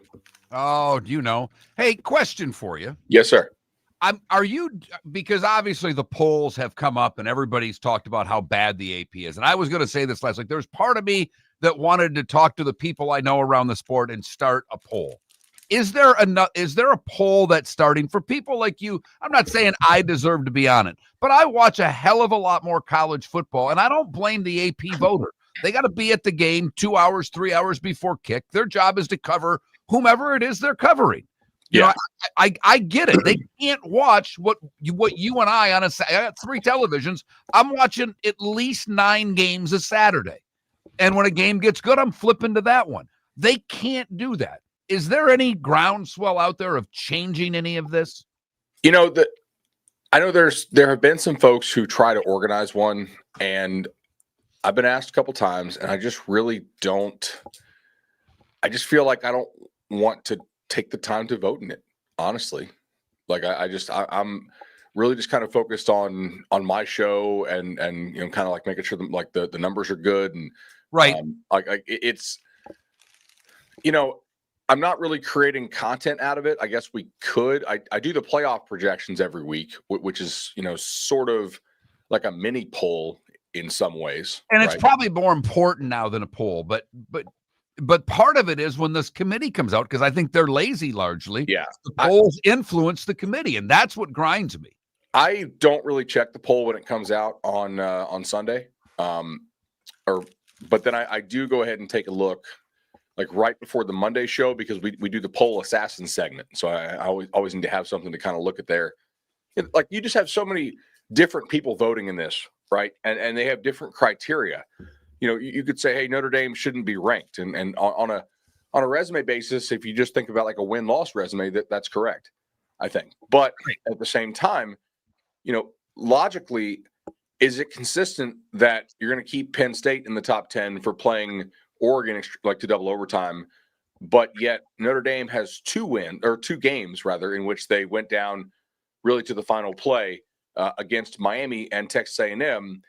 Like, so if you're going to keep Penn State ranked, you kind of need to have Notre Dame ranked. Right. No, I agree. Like just to be logically consistent, I would probably just do it more power rating, I guess. Fair enough. Like people aren't really you could do basically like just power rate only on what happened in the season, which is going to create very wonky results, and that of course would probably drive a lot of clicks as well. And right, Michael, to your answer, does much? Verner's taste better than Canada Dry? It tastes different. I like them both. They're just a different tasting ginger ale. Isn't Verner's better? I like Verner's better. No free ads, right? But I'm a Michigan guy, so I grew up on Verner's. That was when you got sick, Grandma poured you a Verner's, and that was going to cure everything. Yeah. By the way, these last 3 minutes proves everything about sports talk radio. You guys were having a very detailed, in-depth, informative discussion about college football, polling, what goes into it, what should go into it, what have you. And then out of nowhere, Verner's or Canada Dry, and boom. Exactly. That's it right there. And by the way, there's much more interest in the Verner's or Canada Dry debate. Boom. Oh, man. It's so awesome. Oh, Lord. Damn, Florida State just couldn't hold that end of the bargain up, could they? No. I think Game Day was looking for any excuse not to go, though. Oh, yeah. Oh, there's no doubt. I mean, I don't blame them. I don't blame him either. I wouldn't go. Okay, Yeah, because there's some weirdos. I think the Florida State fans would have acted like the U.S. Ryder Cup fans, quite frankly. I think it would have been a very bad, embarrassing. It would have been a bad experience for ESPN. It would have been embarrassing for Florida State. Yeah, I totally agree. You'd have a couple people who would go way over the line. Well, I think it'd be 3 hours of F Kirk Herbstreit chants and I the figured they would signs. do it inside the stadium. Yes, they would have to. I told, by the way, Kirk Herbstreit's spotters, part of the Monday Night Football crew. I told them, I go, you guys got to move that inside Doak. I go, I'm not. I said, if you go outside. Yeah. You're listening to Miller and Moulton. And now, here's Mark Miller and David Moulton. 22 minutes till the top of the hour. Seth Everett will join us then. Chris Perkins in our bonus hour. Normally, Bud Elliott joins us next hour, an hour from now. He's got stuff going on today. So we move Bud up. All right. By the way, is that a new set behind you? Once again, twitch.tv/Miller and Moulton, Miller and Moulton YouTube channel. You get to see Bud Elliott, and it's a wide shot on top of it. That's the difference. New camera shot is what it is, right, Bud? Got a couple things going on here. I, of course, want to encourage everybody to actually watch the show, Miller and Moulton. So got the lighting installed, which is good. Got the acoustic panels, so that it's a decent little touch. Kind of helps with the lighting in here. And this is actually the boys' chair they sit in and play video games while I work at the standing desk. And I realized, both of them fit in here, but this is actually like pretty comfortable for me, and it's more of like a casual podcast set. So I started podcasting, from the boys' little lounge chair. It's nice. It's not bad. It's a little low done. though. By the way, Bud Elliott, 24/7 Sports, CBS Sports, Nolecast, Cover 3 podcast. Follow him on X, Bud Elliott, 2 L's, 2 T's, the number 3, Bud Elliott 3. All right. Had to get that out there. Hell of a week last week. I mean, man, oh man, if there was ever a reason for 2 televisions or a split screen or whatever it is you have to do to absorb both games, I mean, nearly finishing at the same time, unbelievable finishes. And, did we really have to watch? Kirby can't beat Alabama and James Franklin can't win a big game, Bud. Man, if you had if the NFL had this inventory, there's no way they would put all those games on the same weekend at all. They would space that out. And you had more good games last weekend that we knew would be good games pre-flop than you have for the next 2 weekends combined. I think it was really an awesome weekend of college football. I mean, ultimately, guys, if you flip one player, if you flip DeCorian Moore from Oregon to Penn State, I think Penn State wins, right? Like that. That's kind of the one difference-making receiver in that game. Everybody else just kind of, all right, yeah, fine-ish, right? I thought Dante Moore for Oregon played extremely well in a very hostile environment. Like that kid is the goods. We talked about on this show last week. If you want to bet Oregon, you should just bet Dante Moore for the Heisman instead. And you know what? He's the favorite now. And they are. I think they're the only team in the country that is actually favored to go undefeated, at least through the regular season. So I thought he played extremely well. I don't think Allard played great. I will note Allard is the second highest rated player on that offense from that game from PFF. So a lot of other guys had little struggles as well, which is sort of interesting to track. On the Georgia side, man, Kirby's had to make adjustments as far as how he manages this roster. And you saw a lot of former Georgia players making plays across college football last weekend, right? I mean, Wilson at Missouri now, he was a Georgia kid. He's got like 5 sacks on the year. Bear Alexander, who Georgia didn't want to put up with as far as the attitude and some of the salary demands. Now, look, he was a problem at USC as well. He goes to Oregon, last chance. He's still 6'4", 325, and when he actually wants to turn it on, dominant. I mean, he made some game-changing plays in that game against Penn State. Georgia just doesn't really have a pass rush from its down 4 right now. And for whatever reason, and I had a listener shoot this note to us on Cover 3, they said, hey, is Kalen DeBoer just a Saban tree merchant? And I was like, what do you mean? He's like, Kalen, against anybody who's from that Saban tree of defense, he kills them. And like his record against everybody else is just kind of okay. I'm like, it's a little better than okay. I mean, the guy he's only lost probably 10 times as a head coach ever. But now he does own, if you run that Saban defense, he's got a 30 burger for you for sure, at least. And Kirby with the decision to not kick the field goal. I will say, if you go back and look at the tape, they had Alabama in big trouble with alignment. And if the center makes his block, the quarterback probably walks in. But, that's, the difference sometimes between winning and losing. Is it possible that Penn State could miss the playoff? I mean, or would they have to lose to both Ohio State and Indiana? Like, if they lose to Ohio State, but they beat Indiana, will that be enough? Because otherwise, Bud, it's kind of like Notre Dame's schedule fell apart last weekend. I mean, yes, and so Notre Dame is probably going to run the table. They're favored to, they should. And at the end of the year, we're going to look at their 10 and go, wow, there ain't much meat on this bone. Yet I know they're good, and they lost to 2 top 10 teams by a play. Yeah, I think that's probably their saving grace, right? If you take a look at this, I'll pull up, FanDuel here. They're like minus 160 to make, plus 130 to miss. So I guess the answer to the question of is it possible? Certainly that's possible, right? Like minus 160 is not a lock to make it in.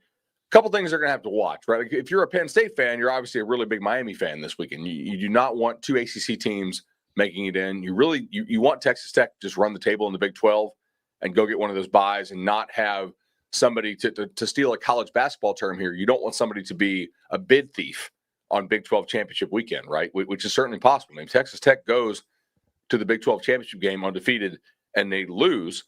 The Big 12 is getting 2 in. That is stealing a spot from somebody, maybe a Notre Dame, maybe a Penn State, maybe that 5th SEC team. All right. How much credit should we be giving Indiana for winning at Iowa? I mean, they destroyed Illinois. They looked great. There have been a lot of good teams over the years, Bud, that have gone to Kinnick and lost at Iowa. It was ugly, but they got it done. How much credit should we give the Hoosiers? I think you need to give Indiana credit, and probably I'm going to put Ole Miss in the same category from this weekend in terms of teams that really kept the hammer down to hammer some bad teams early in the year, and we kind of call run up the score merchants, but they were playing teams that were in bad spots. I think you need to give Indiana credit for going on the road and getting a tough win. Iowa's not awesome this year. Iowa's probably a 6-6 or 7-5 football team. They have a difficult schedule this year. But I mean, that's still not an easy place to go play. It's still a really good Iowa offensive line that can block you. Obviously, like Iowa came ready to play, and Indiana, to their credit, they kept punching. They found a way, to hold on. Okay. Last year's story, Indiana, favorable schedule. He brings the 13 kids over from James Madison, had a quarterback, that could sling it, and, they maxed out. Okay, caught Michigan when they were down, the whole deal. Why are they better this year? There's no – last year felt a little smoke and mirrors-y. This isn't. Where did Indiana suddenly get all these good players? Well, quarterback, for sure. Is a big upgrade. I mean, Mendoza is at the top of a lot of these mock draft boards coming out. So if you have a guy, if Indiana has the QB going 1-1 or even won anything, like if Indiana has a first rounder at quarterback, as a lot of these, I know early mock drafts are not real accurate, but I mean, I guess they're better than nothing. They're probably directionally correct in a way. Indiana has a guy who's a potential first round quarterback. That's a huge upgrade. Elijah Surratt, the receiver, is healthy for them.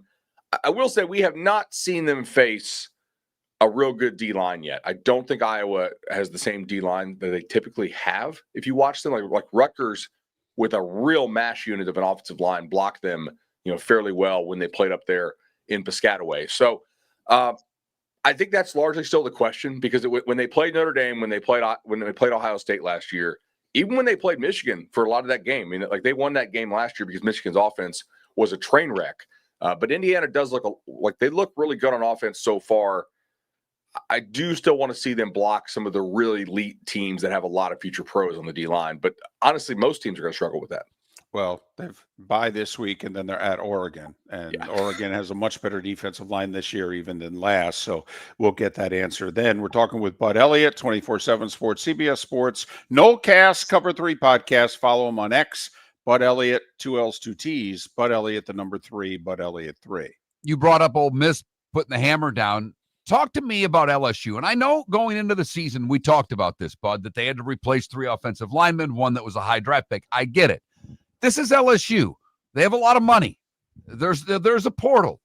Did they just miss on offensive linemen because they're struggling to run? Nuss is not the guy we thought he would. I don't know why that is. Just give me your breakdown of why LSU offensively is struggling the way that they are. Sure. I do think that they missed on some of the offensive linemen in the portal. That is a real hit or miss type thing. It is hard to go get a bunch of good offensive linemen in the portal. I mean, for every Oregon who appears to have done it, I can give you 3 or 4 teams who really, did not hit with their portal offensive linemen. Like, that's just a hard position to go get if you need to play at the highest level, right? If you are like a bottom half P4 team and you got a lot of money, you can get some guys who can play at an acceptable level. But if you're trying to win games 11, 12, 13, 14, I think that's a little bit harder to do. And it doesn't appear LSU's done so. There's a lot of stuff on LSU message boards right now, and I'm not going to say this is like a fact, but we do know that Nuss was banged up in camp. So now some of this is kind of coming back around, and some people are speculating, this looks like an oblique, the way he's rotating, the way his throwing motion has changed, a lot less zip on the ball. Again, I don't know if he's still hurt, what the injury is. I do know he doesn't look like the same guy that he was last year at all. And I mean, would it surprise you if he shut it down? If he's actually like that dinged up? It really wouldn't me. I mean, he's got an NFL career to think about, but they don't look right on offense at all. I'm still not really convinced that Ole Miss is that great. I mean, they played that, like, they should have lost to Arkansas if the kid doesn't fumble that down there in the Ole Miss red zone. That Arkansas team is not particularly very good. They did handle Tulane, and they outplayed LSU, but I think that's a pretty flawed LSU at that point. Offensively, obviously, they just can't move the ball. But Ole Miss is probably going to go to the playoffs because I think their chance to go 10-2 or better is really high. All right, let's look ahead. Florida State coming off the disappointment in Charlottesville. What do they have for the Canes, who are coming off a bye? So first, I think Miami's really good, right? I really think they probably have the best line of scrimmage play in the nation. If you put like offensive, defensive lines together, they're really impressive there. Passing game, if you're an FSU fan looking for how do you win this, Miami's passing game has been just kind of okay. Beck has not shown a lot of zip on the football. Miami fans will tell you, hey, all 4 games Miami has played, or all 3 at least against real teams, have been in the rain. And maybe it's impacted his ability to grip it. I don't know about that. I mean, clearly it was raining, so that's plausible. Or maybe he's not all the way back from the injury. Offensively, I think Florida State is maybe the only team on Miami's schedule who has a real chance to mitigate some of what Miami does defensively, because Miami is so hard up the field and they're so good with their pass rush. How many times is Florida State truly going to drop back and throw the football in this game when it's not off play action or not some kind of RPO, right? Not much. That's just not really what Gus Malzahn does with Tommy Castellanos in the offense. So I think they have some chance to mitigate some of that. I know this is an FCS team, but like, stay with me here. Bethune actually did some of that stuff against them, and Miami was not real disciplined against it. Now, granted, it's Bethune, so they really couldn't do much about it.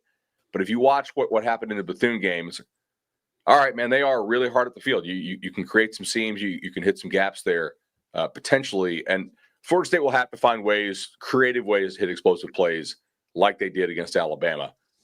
If you're Miami, you know what you're going to get, right? They're going to run duo probably 20 or 30 times in this game. You're going to get a double on the inside. You're going to try to climb to the second level, and you're going to try to just, push them around and then throw some stuff off play action. I think Shannon Dawson's an excellent coordinator for Miami. He's kind of meshed what he wants to do in the passing game with the run game stuff that Mario's always wanted to do. That's going to be a hell of a fight. All right. A&M, dominated the stat sheet against Auburn, but didn't win the game by a whole hell of a lot.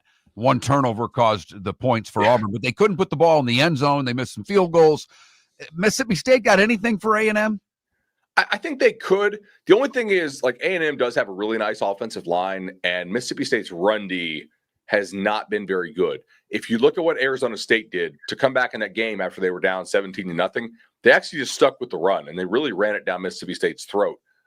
And like that's how they got back in the game. Tennessee also stuck with the run, pretty well there, and threw the ball after State had tried to creep up. State's been pretty good, as far as pass cover stuff, but they do run it pretty well. I don't think A&M's defense is great, so maybe they could. I mean, certainly, but A&M looks like a pretty solid football team. Are they the best team in the SEC? I mean, I'm curious. In your power rankings, who ranks as the best SEC team right now? I have Bama right now because I think Simpson's playing that well. Finally, Gators in Texas. We got about a minute. What do you think about the Gators' chances at home? I actually think they have a chance, but I mean, this to me is probably a rock fight of all rock fights. FanDuel opened this number at 52, and so that was just 10 points off what it currently is. So a little high there on the total for the FanDuel opener in this one. I think both defenses are way better than both offenses. Are we going to get what version of Arch Manning are we going to get? That's really kind of the question that we will have to look and see in the swamp. And maybe the bye week did Texas well. 10 seconds. How much of a puncher's chance does Vandy have at Bama? I think a real puncher's chance. Bama's defense has been wildly indisciplined against mobile quarterbacks throughout DeBoer's career. He's Bud Elliott, 24/7 Sports, CBS Sports, No Cast, Cover 3 podcast. Follow him on X, Bud Elliott with 2 L's and 2 T's. Bud Elliott, the number 3, Bud Elliott 3. Bud, be good. See you guys. Bud Elliott. A lot of college football talk there. Hope the folks in Huntsville enjoyed it. Live, anyway, if they're not downloading it. Seth Everett is on the other side here on Miller and Moulton. Todd and I are local. We're involved in our community. We live here. We work here. We're in our showroom every day. We love working with our guests. We love giving back to our community. We are so excited about our new store. Same location, same team, new environment. Every day is like a grand reopening. Absolutely stunning when you walk through our doors now. Come experience the newness of the Diamond District. See what we've done. Let's talk the big differences between Floor Meisters and the big box store that sells flooring. Floor Meisters is family owned. They do flooring, not doors, nuts and bolts, or weed killer. They specialize in it. They know it. Floor Meisters backs their installer. So if there's ever an issue, good chance the boss, TJ, will come out and make it right. Floor Meisters prices beat the box stores every day of the week. When you think flooring, think Floor Meisters in Naples. Floormeisters.com. Real people, real prices, real quality selection. The Floormeisters, just keeping it real. American Paint Supplies, celebrating 30 years in Naples, is proud to be the exclusive Farrow & Ball dealer in Southwest Florida. The best thing to come from the UK since the Beatles, Farrow & Ball has the colors and paints at American Paint Supplies. See why all the designers and painters choose Farrow & Ball. For 30 years, American Paint Supplies provides the perfect pairing of service and expertise on 6100 Shirley Street in Naples off of Pine Ridge or online at AmericanPaintSupplies.net. American Paint Supplies is your one-stop shop for all your coating needs. Got a cracked window or foggy glass? Don't wait for the next storm to make it worse. Your local Glass Doctor Home and Business is just down the road and ready to help. From leaky frames to shattered panes, we've got the tools and the know-how to get your home or business storm ready. With flexible scheduling and our done right promise, you'll be in good hands. So before or after the weather hits, call your neighbors at Glass Doctor. Glass Doctor, Glass Doctor. Call the Glass Doctor. We fix your pains. Oh, yeah. Your roof is your home's first line of defense. At Pelican Roofing of Florida, Ronnie, John, and their team bring years of experience to protect what matters most, your family and your business. From residential repairs to large-scale commercial roofing, we deliver honest work, fair pricing, and quality you can trust. An upgrade on your roof can lower your insurance costs. Don't wait for a leak to turn into a disaster. Call the experts at Pelican Roofing today. 1-866-9-PELICAN. That's 1-866-9-PELICAN. Online at PelicanRoofingCompany.com. CCC 1332512. The Cape Coral Police Department is growing, and they want you to be a part of it. They're hiring new officers. Starting pay is between $74,000 and $90,000, depending on your experience. And with a $10,000 hiring bonus, you could be making $100,000. Enjoy paid holidays, off-duty details, plenty of OT opportunities. They're also hiring dispatchers and professional staff. So go to CapeCops.com. CapeCops.com. Be brave, be best. Be Cape. This is Miller and Moulton.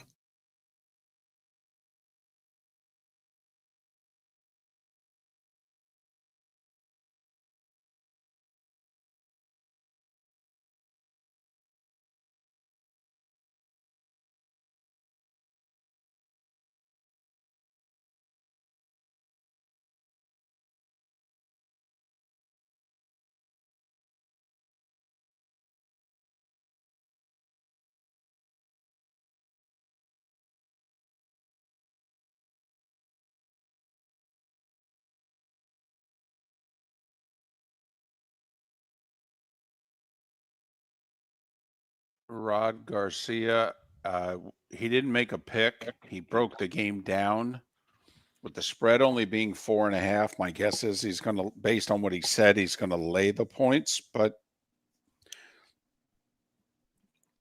he does have a couple podcasts and what have you. I'm sure you could find out his pick. What's up? What's up? How Let me are see you that. guys? Let me see the T. Is that Arsenal? Yeah, game today. 3 Oh, o'clock. yeah, sure. I mean, you know. Got the mug too. Oh yeah. I mean, you know, when you got playoff baseball on network TV, I mean, but that's no match for Arsenal. Yeah, I heard about it yesterday. Mm-hmm. Now I had sports with friends I had to do, and I had a project that was due at 6 a.m. today, and I was working till about 12:15 For your class? And I had back to school night for my daughter. Oh. So I was there, and it was funny because a bunch of the parents in the class or in the various classrooms were watching the game, not watching the game, but I think following the Yankees Red Sox on their phone. And yeah, I kept laughing. I have a question. Your daughter's 4 weeks into the school year. Back to school night was last night? Yeah, I thought that was a little odd, but yeah. I was going to say. Yeah, and walking around, traipsing around, following her schedule with the ex. It's a riveting! I'm surprised you didn't start watching the Red Sox. Just a fun night. I'd rather be facing Garrett Crochet. And then you guys saw Lawrence Moulton. Yeah, I text you. Oh yeah, you texted me. That's right, you texted me. Yes, you were driving. He was so cool. Yeah, he did Sports with Friends. He was a great. What's that? What's that? 520. What's that bring the number up to now? People who've done sports with friends who have died. No. He died years later. But still, I mean, I mean, it's not quite the SI jinx, but you do have a little something going on here. No. There are 3 legits that died within 6 weeks of publication. No, I know that. This was years. This was years. He came on, I want to say, before COVID. Yeah, but still, I mean, 53. I mean, there's got to be a reason why he died so young. I think sports with friends is part of it. Part of it. Yeah. Part of it. But part of that interview I'm going to play next week, I think, and I'm going to try to get some CUSE alums to do the next episode of Sports with Friends. Okay. I'm going to see if Adrian Autry will do it. We'll see. What about the former guy you worked with? Wasn't he? Ton? Yeah. Yeah, Ton could do it. Yeah, that I texted him. Yeah. There's a great article, Syracuse.com. Mike Waters wrote a really nice piece about Moulton. It's very nice. He was a year older than me. Yeah, so that hits close to home. You guys went to school there at the same time. Yeah, we were there, and I knew him as a student, and then I knew him after.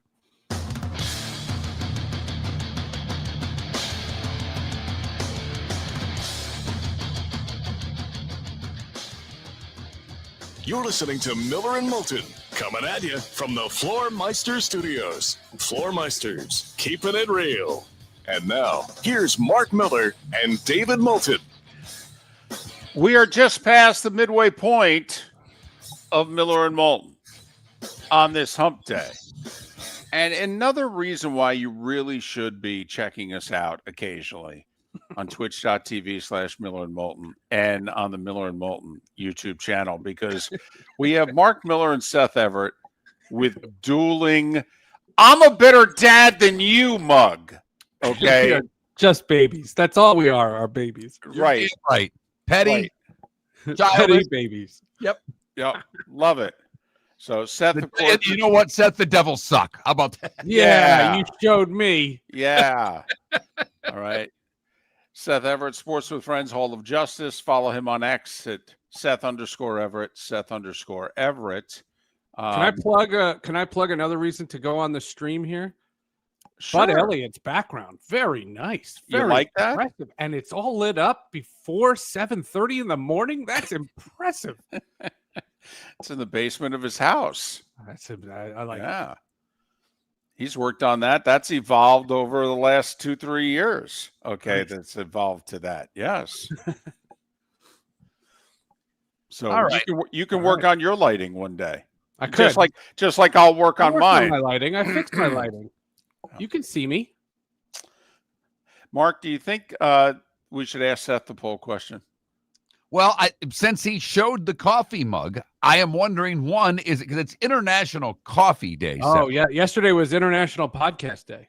It was. And today's International Coffee Day. So black, cream or sugar, cream and sugar, or I don't do coffee. And you're Ed McMahon actually drinking whiskey out of that at 8 in the morning. That's right. Espresso. I'm the espresso man. And I do sweet and low. And sweet and low just reminds me of my grandmother and how she always had it in her purse. But I put sweet and low in my espresso. Listen, the things that were in a grandmother's purse. Yep. Okay. Crayon. Yeah. Well, also in case you had a crayon emergency. Also, enough tissues, seemingly, that if she was at a funeral, she could take care of everybody. Okay, I mean, and not only that, your wife buys this huge purse. So, and grandmothers seem to bring all that stuff out of a purse that was half the size. That's what's always amazed me about a grandmother's purse. Yeah. In my grandmother's purse, there was something that she probably stole, because my grandmother, who never hurt for money in her adult life that I know of, 100%. One of those people that when she went to a restaurant would steal the sweet and low. If she's like, ooh, those spoons are really neat. Right. Oh, yeah. Or there was a restaurant in Marco Island, long gone, called O'Shea's. They had these little, like their bread and butter plates, and they looked like a scallop shell. And she took one. And I'm like, what are you doing? Oh, they don't need those. I'm like, yes, they do. Hey, Seth, we brought this up much earlier, and I'm not bringing it up because of the league per se, but has there ever been a prominent athlete in a league or a sport that has held a press conference and eviscerated the league that they work in? No. I mean, we said, could you imagine? Let's say not the best player in the league, because it's arguable whether she's a good player, the best though. player. She's one of the top three. Yeah, Okay, sure. So let's just say it's Josh Allen of the Bills who decides one day to sit down and eviscerate Roger Goodell in the NFL, and we can go right through this. You know, I can answer this, but I'll get in trouble if I answer it. No, Colin Kaepernick. Well, he wasn't one of the best three players. Yeah, he wasn't one of the best players. Okay, fair. But fair. I mean, because just who was it? Sauce Gardner just got done saying, we don't get calls because we're bad. I get penalties called on me because I play for the Jets. But he didn't have a prepared statement saying Roger Goodell has it out for me, the team, and he sucks. I mean, he just made, and I think we all, to a certain level, can agree that good teams in all sports get more calls than bad teams. That's kind of the way things go. And football, maybe more than any other sport, I think it goes that way. The one thing about that sport, and I'm showing it respect by saying this, is I want to treat it like I treat every other league. Totally. And what I find is when I try to do a WNBA podcast, because I think this is something I could do a podcast on, I find that everyone is campaigning all the time and trying to convince me that the sport is legit. I am giving you the benefit of the doubt. The sport is legit. It's a real sport, but it should also be criticized like a real sport. Absolutely. I have found that as somebody who's very pro women's sports and has been for 30 years, I have found that most women's sports, not all about leagues, but sports, when you start to talk about them and cover them the way you cover their male counterparts, they are not happy about it. Yeah. Okay? And I've always said to them, you can't have it both ways. You can't want the attention, and then when we give you the attention, go, well, we don't want that kind of attention. I don't know what to tell you. About 6 months ago, I did a podcast with a coach from the PWHL, the Professional Women's Hockey League. Mm-hmm. That's a league that has 10 fans. That's a league that is a startup league. That sport you treat with kid gloves. That sport, it's how do we get eyeballs on you? That sport is how do we, what do you need in this sport to survive? Like, that's that conversation. The WNBA is very well established and their revenues are through the roof. And what I think has been happening is it's been trickling down to players.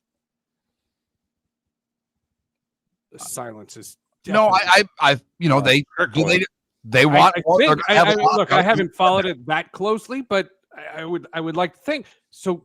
Good. Now treat it objectively. I don't think this is exclusive to women's sports, however.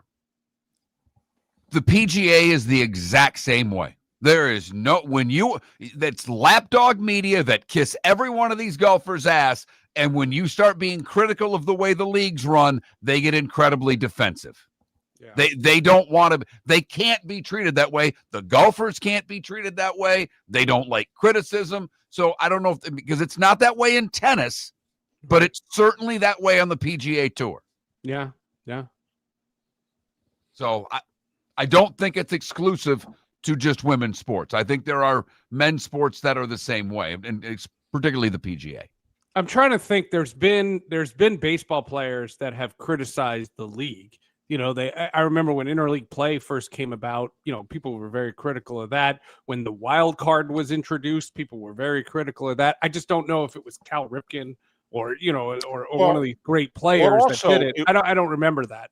But also it wasn't at a press conference setting. Okay. This wasn't an after game or before game interview. I mean, she brought a prepared statement. Sat down with the official team logo behind her at the table with the microphone, and said, you're going to be here a while. I've got something to say, and completely eviscerated the league she plays in and the commissioner by name. I mean, I got to admit, you know me. You know my resistance to authority. I'm like, oh, bravo, bravo. Yeah. Since that's the Jewish holiday this week, I'll say that's some chutzpah. Nice job. Well done, Seth. Well done. I would say it's not necessarily a sport, but a team. USA Soccer gets as defensive when they're too. I mean, we criticize that. Yeah. We're fine. I mean, when you question the leadership, which needs to be questioned because obviously we're still terrible and nothing changes. I mean, it's been 8 years since who was it? Taylor Twellman there said, "What are we doing? What are we doing?" And 8 years later, I think we could play that same clip. Yes. Yeah. And it's funny because they just had an international break in Europe. And a bunch of people were playing for their countries, and there's controversies on who's being put on all the teams. I mean, Italians are fighting with Italians, and Spanish people are fighting with Spanish people. And I'm like, boy, this is going to be a circus when it comes here.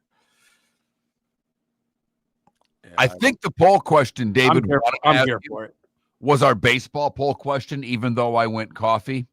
So how much did you watch yesterday? A lot, a little, or none? Me? I none, but not because I was avoiding it. I was ridiculously busy. I didn't have a minute. I'll have it on until 3:00, and then the Arsenal game. And then I'm having I'm hosting a dinner party tonight for the Jewish holiday. So my sister, my nieces and nephew, and my brother-in-law and my kids are all coming. I'm hosting a dinner for 8. I know it's not the Masters Champions dinner, but what's on the menu? London broil. Some jasmine rice and string beans, and I'm cooking. And I Are you good at London broil? I'm good at cooking. London broil doesn't intimidate me. It seems pretty easy. I cook other things.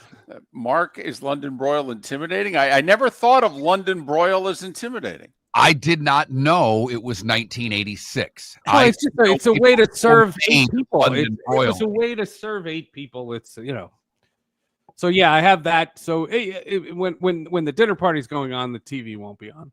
Since we started with grandmothers in Sweet and Low, we might as well serve London broil. Right. I won't put Sweet and Low on the London broil. Sports with Friends Hall of Justice. Which one are you deciding to do this week? This week it's Sports with Friends. My buddy Gary Myers has a new book on. We had him on. Patriot. Oh, you did? Good. Yeah. Brady versus Manning. Nope. That's his old book. Oh, that's Brady versus Belichick. Who gets the credit for the Patriots' success? He talks a lot about what's going on with Brady now and Belichick and how that's impacting the legacies and all that stuff. It's a good podcast. He's a Syracuse alum, so it was good to have him back. He's been on like 3 or 4 times and very much still alive. That's it. You got to go back with this, but it says that a few people, an inside joke. Guest appearances who are no longer with us, and in some cases were no longer with us shortly after doing Sports with Friends. So we send out our best wishes, thoughts, and prayers to Gary Myers going forward here on Miller and Moulton. Seth, be well. Thanks, buddy. We'll see you guys. Seth _Everett on X. And check out Gary Myers' book, by the way. Whenever he writes one, it's a New York Times bestseller. So, Miller and Moulton. Chris Perkins to talk Dolphins in about 45 minutes. Thanks for listening. American Paint Supplies, for nearly 30 years, is your one-stop shop for all your coating needs. If you are a designer, a contractor, a professional painter, or a weekend warrior, American Paint Supplies is the place where experts go to get expert solutions. At 6100 Shirley Street in Naples off of Pine Ridge, American Paint Supplies delivers the best solutions with the best products with the best support. Meet Gene and his team today at American Paint Supplies. Call 239-566-2700. That's 566-2700 or online at AmericanPaintSupplies.net. Let's talk the big differences between Floor Meisters and the big box store that sells flooring. Floor Meisters is family owned. They do flooring, not doors, nuts and bolts, or weed killer. They specialize in it. They know it. Floor Meisters backs their installer, so if there's ever an issue, good chance the boss, TJ, will come out and make it right. Floor Meisters prices beat the box stores every day of the week. When you think flooring, think Floor Meisters in Naples. FloorMeisters.com. Real people, real prices, real quality selection. The Floor Meisters, just keeping it real. Your roof is your home's first line of defense. At Pelican Roofing of Florida, Ronnie, John, and their team bring years of experience to protect what matters most, your family and your business. From residential repairs to large-scale commercial roofing, we deliver honest work, fair pricing, and quality you can trust. An upgrade on your roof can lower your insurance costs. Don't wait for a leak to turn into a disaster. Call the experts at Pelican Roofing today. 1-866-9-PELICAN. That's 1-866-9-PELICAN. Online at PelicanRoofingCompany.com. CCC 13325. For over 50 years, the Nolan family has been dedicated to protecting local families. Nolan Family Insurance is a second-generation independent agency that specializes in home, flood, auto, and boat insurance. They take the time needed to explain your coverage options and answer your questions so you can make an informed decision that's right for you. If you're looking for an agency that treats you like family, call 941-639-1122 or go to NolanAgency.com. That's 941-639-1122 or NolanAgency.com. This is Miller and Moulton.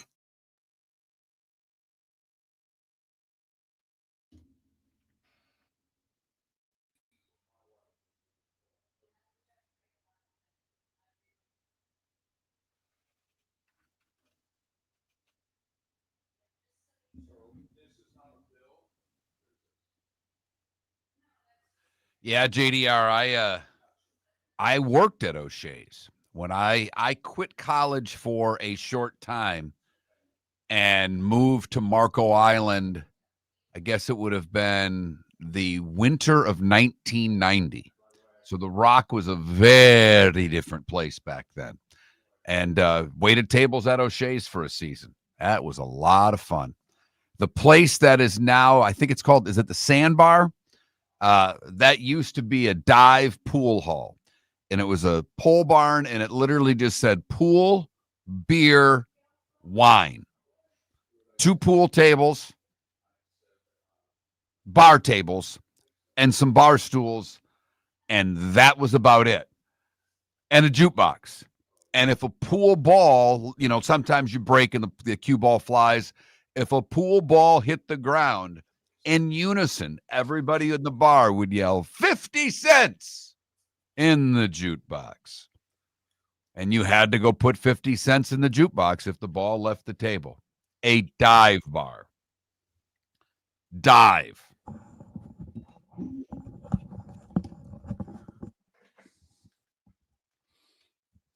Made a lot of money that winter. That was fun. Had a lot of fun on the Rock. O'Shea's.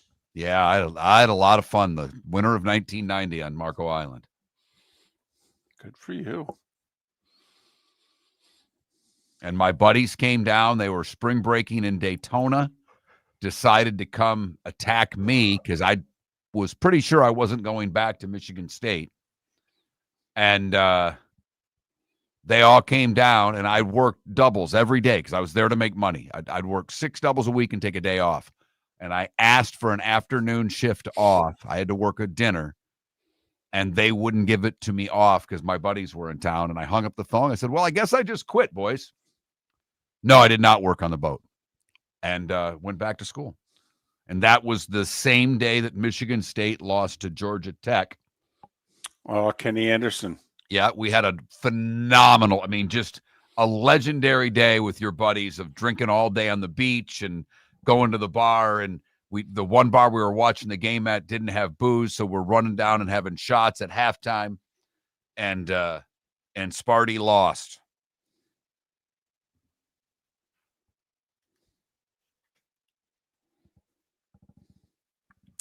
It's remarkable because that was 35 years ago. Mm-hmm. It's remarkable games of a certain era in which certain, fans now in their 20s, 30s, even 40s, if they see or hear certain stories, they're like, well, why didn't, and it's like, we didn't do replay then. Nowadays they would have taken a point off the board and Michigan State would have won. That's it. Michigan State would have walked off the court, and they would have gone to was that a regional semi or a regional final? I think that was an Elite Eight game. I think. Okay, yeah. That one I don't remember, but and Georgia Tech wins in overtime, and they go to the Final Four. And that would have been Judd. Oh yeah, right. Oh, yeah. I did not go to college with Izzo. Izzo was not the head coach during my time there.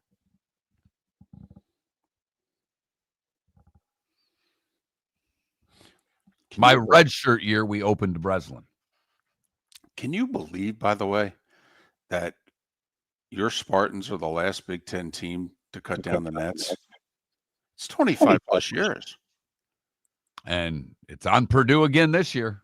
They're preseason number 1 in everything I've seen.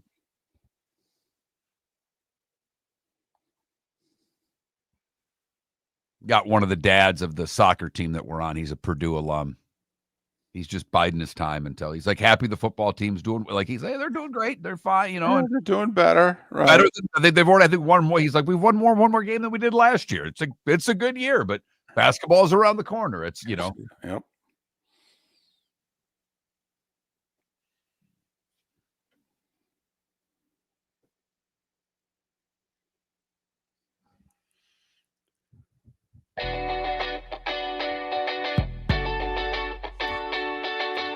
You're listening to Miller and Moulton. And now, here's Mark Miller and David Moulton. 21 minutes past the hour. Thanks so much for waking up with us, so to speak. Miller and Moulton, millerandmoulton.com, Miller_Moulton on X. Chris Perkins to talk Dolphins in 40 minutes time. We're always going to have a lot of poll questions, at least for the month of October. First off, Shoeless Joe Sports Cafe. They are going to have a poll question every day. They're going to let you decide what the featured games they should air inside their sports bar on Sundays. All right, so we list a poll question for the 1 o'clock games, the top ones. We list a poll question for the 4 o'clock games, and you vote accordingly. The Miller and Moulton Show poll questions. Well, today's International Coffee Day, so we couldn't let that slide. Mark, how's the vote turning out? Oh, how is the vote turning out? Let's take a look here. How do you like your coffee? Black, cream or sugar, cream and sugar, or I don't drink coffee. And right now, black is winning. I don't like coffee is in second. Very close vote. As far as our baseball poll question, how much playoff baseball did you watch yesterday? A little. Getting nearly 50% of the vote. A lot and none split. Dead even right now. All right. So there you go. You can run it all back today, baseball fan. Same bat channel, same bat station, same bat time. 1, 3, 6, and 9. ESPN, ABC, ESPN, ESPN. I wonder how many people are like Mark in our Twitch chat room. He said, I watched the Red Sox and Yankees, which is on at 6 o'clock, by the way.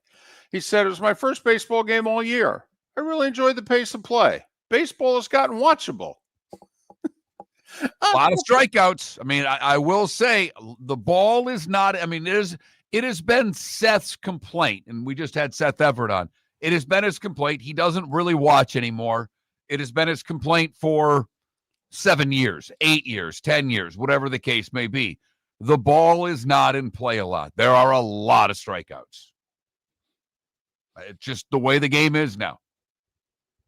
I really thought 10 years ago, the Royals had those back-to-back World Series teams. They lost in 2014 in 7 of the Giants, and they beat the Mets the next year in 5.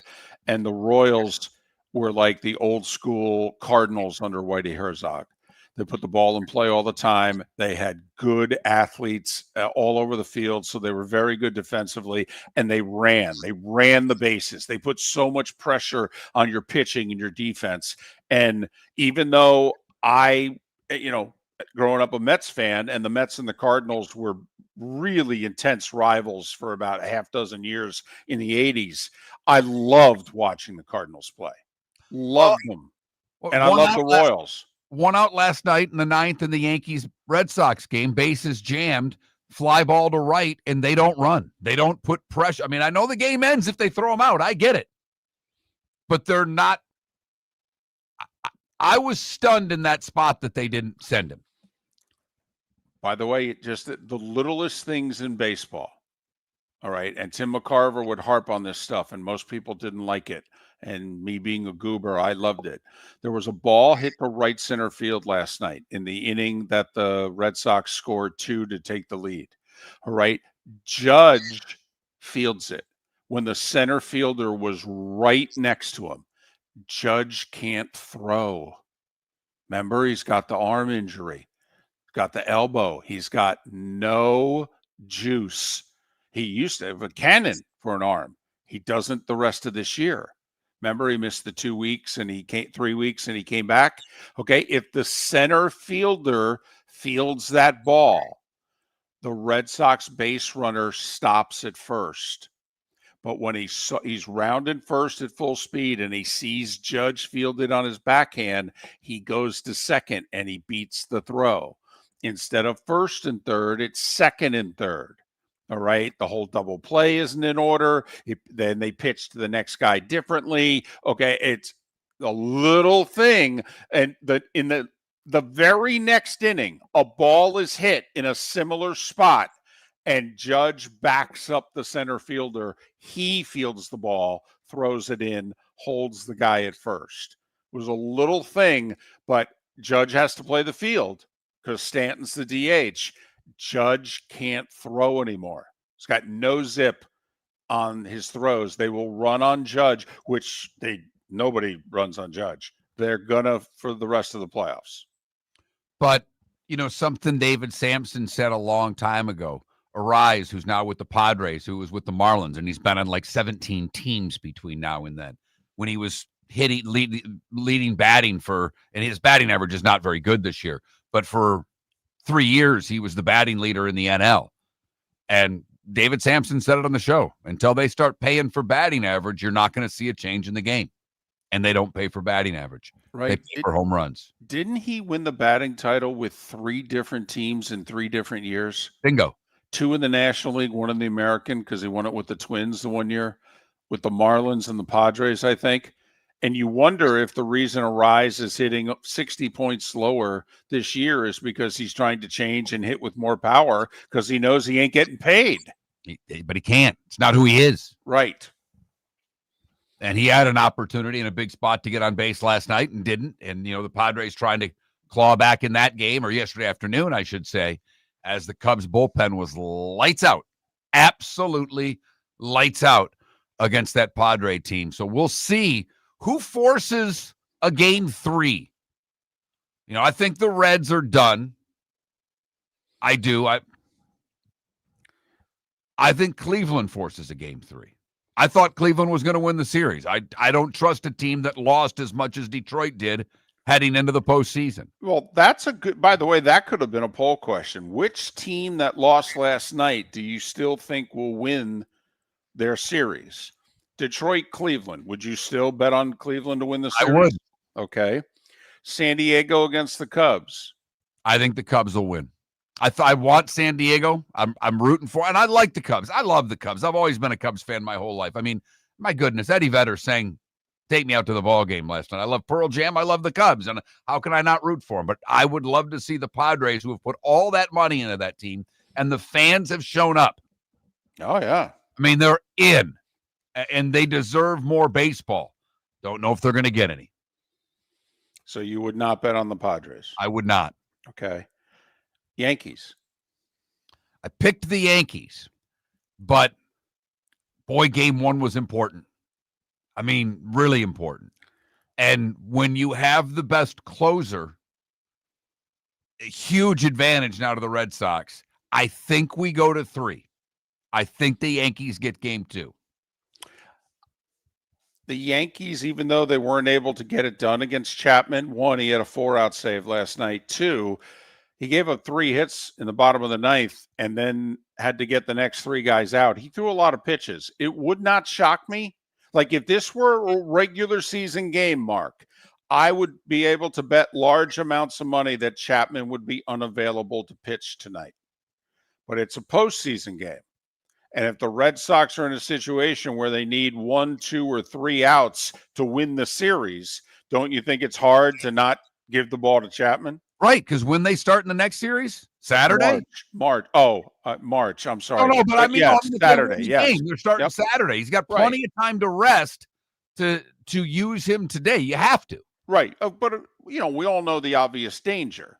Okay. If you force the issue and pitch him tonight and say he can't hold the 1-run lead tonight because he threw 30 pitches last night, and that's a lot for a closer, and he's not effective tonight, and the Yankees beat him, well, then, you could very unlikely he'll pitch 3 days in a row. So then you're playing your deciding game, and everybody knows you don't have your closer.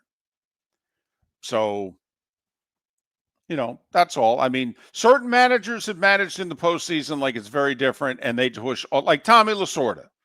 Okay, and it didn't always work out for Tommy, but Tommy was a guy who pushed all his chips in. All right, he would max out, famous in '88 with Hershiser. Hershiser started game 3 of a series on 3 days rest against the Mets, pitched into the 7th inning, okay, and Tommy brought him back the very next night to get the final out of the game in extra innings. So nobody manages that way anymore. But that's just an idea. Who do you think who lost yesterday who's still going to win their series? Your roof is your home's first line of defense. At Pelican Roofing of Florida, Ronnie John and their team bring years of experience to protect what matters most, your family and your business. From residential repairs to large-scale commercial roofing, we deliver honest work, fair pricing, and quality you can trust. An upgrade on your roof can lower your insurance costs. Don't wait for a leak to turn into a disaster. Call the experts at Pelican Roofing today. 1-866-9-PELICAN. That's 1-866-9-PELICAN. Online at pelicanroofingcompany.com. CCC 1332512. American Paint Supplies, for nearly 30 years, is your one-stop shop for all your coating needs. If you are a designer, a contractor, a professional painter, or a weekend warrior, American Paint Supplies is the place where experts go to get expert solutions. At 6100 Shirley Street in Naples off of Pine Ridge, American Paint Supplies delivers the best solutions with the best products with the best support. Meet Gene and his team today at American Paint Supplies. Call 239-566-2700. That's 566-2700 or online at AmericanPaintSupplies.net. Let's talk the big differences between Floormeisters and the big box store that sells flooring. Floormeisters is family owned. They do flooring, not doors, nuts and bolts, or weed killer. They specialize in it. They know it. Floormeisters backs their installer. So if there's ever an issue, good chance the boss, TJ, will come out and make it right. Floormeisters prices beat the box stores every day of the week. When you think flooring, think Floormeisters in Naples. Floormeisters.com. Real people, real prices, real quality selection. The Floormeisters, just keeping it real. Mark Miller for Sleep Treatment Direct. They are helping me with sleep apnea. And by helping me, I mean curing me. No more CPAP machine. No more snoring. No more tossing. No more waking up exhausted. Their expert team got me the right treatment, fast and hassle-free. If you want to feel energized and get rid of your snoring, call Sleep Treatment Direct today. 444-1741. That's 239-444-1741. Sleep Treatment Direct. Sleep safe and sound. This is Miller and Moulton.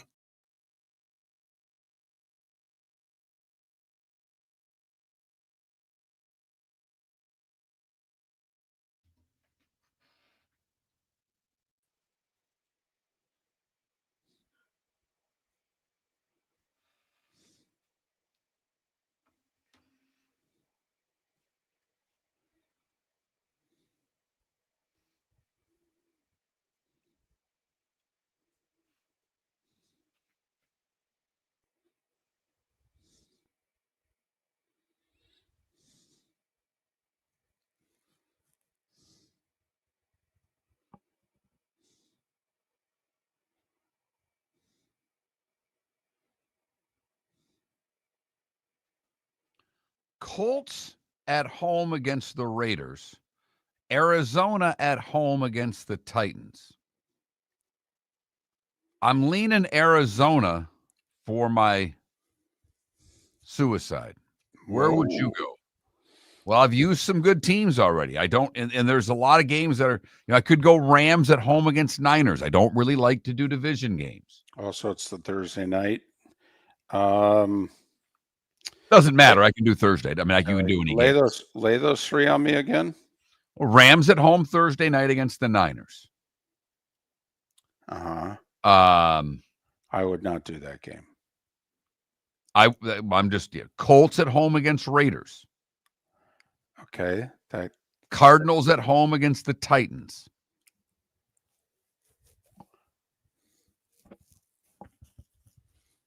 I've already used the Bills. I can't use them. I've already used the Lions. I can't use them.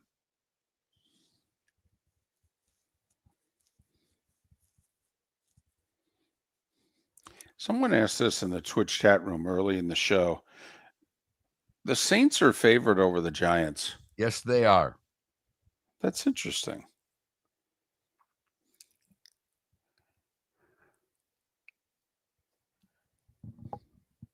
Boy, that's something, Michael. You're rooting for someone to be bad so a third-string quarterback can play. You are something.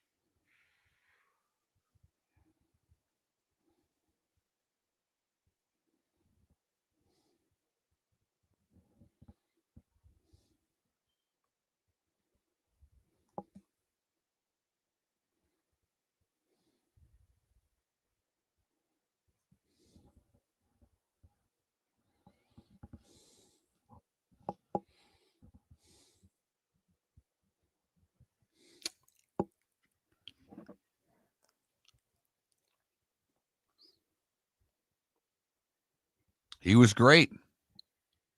He was great.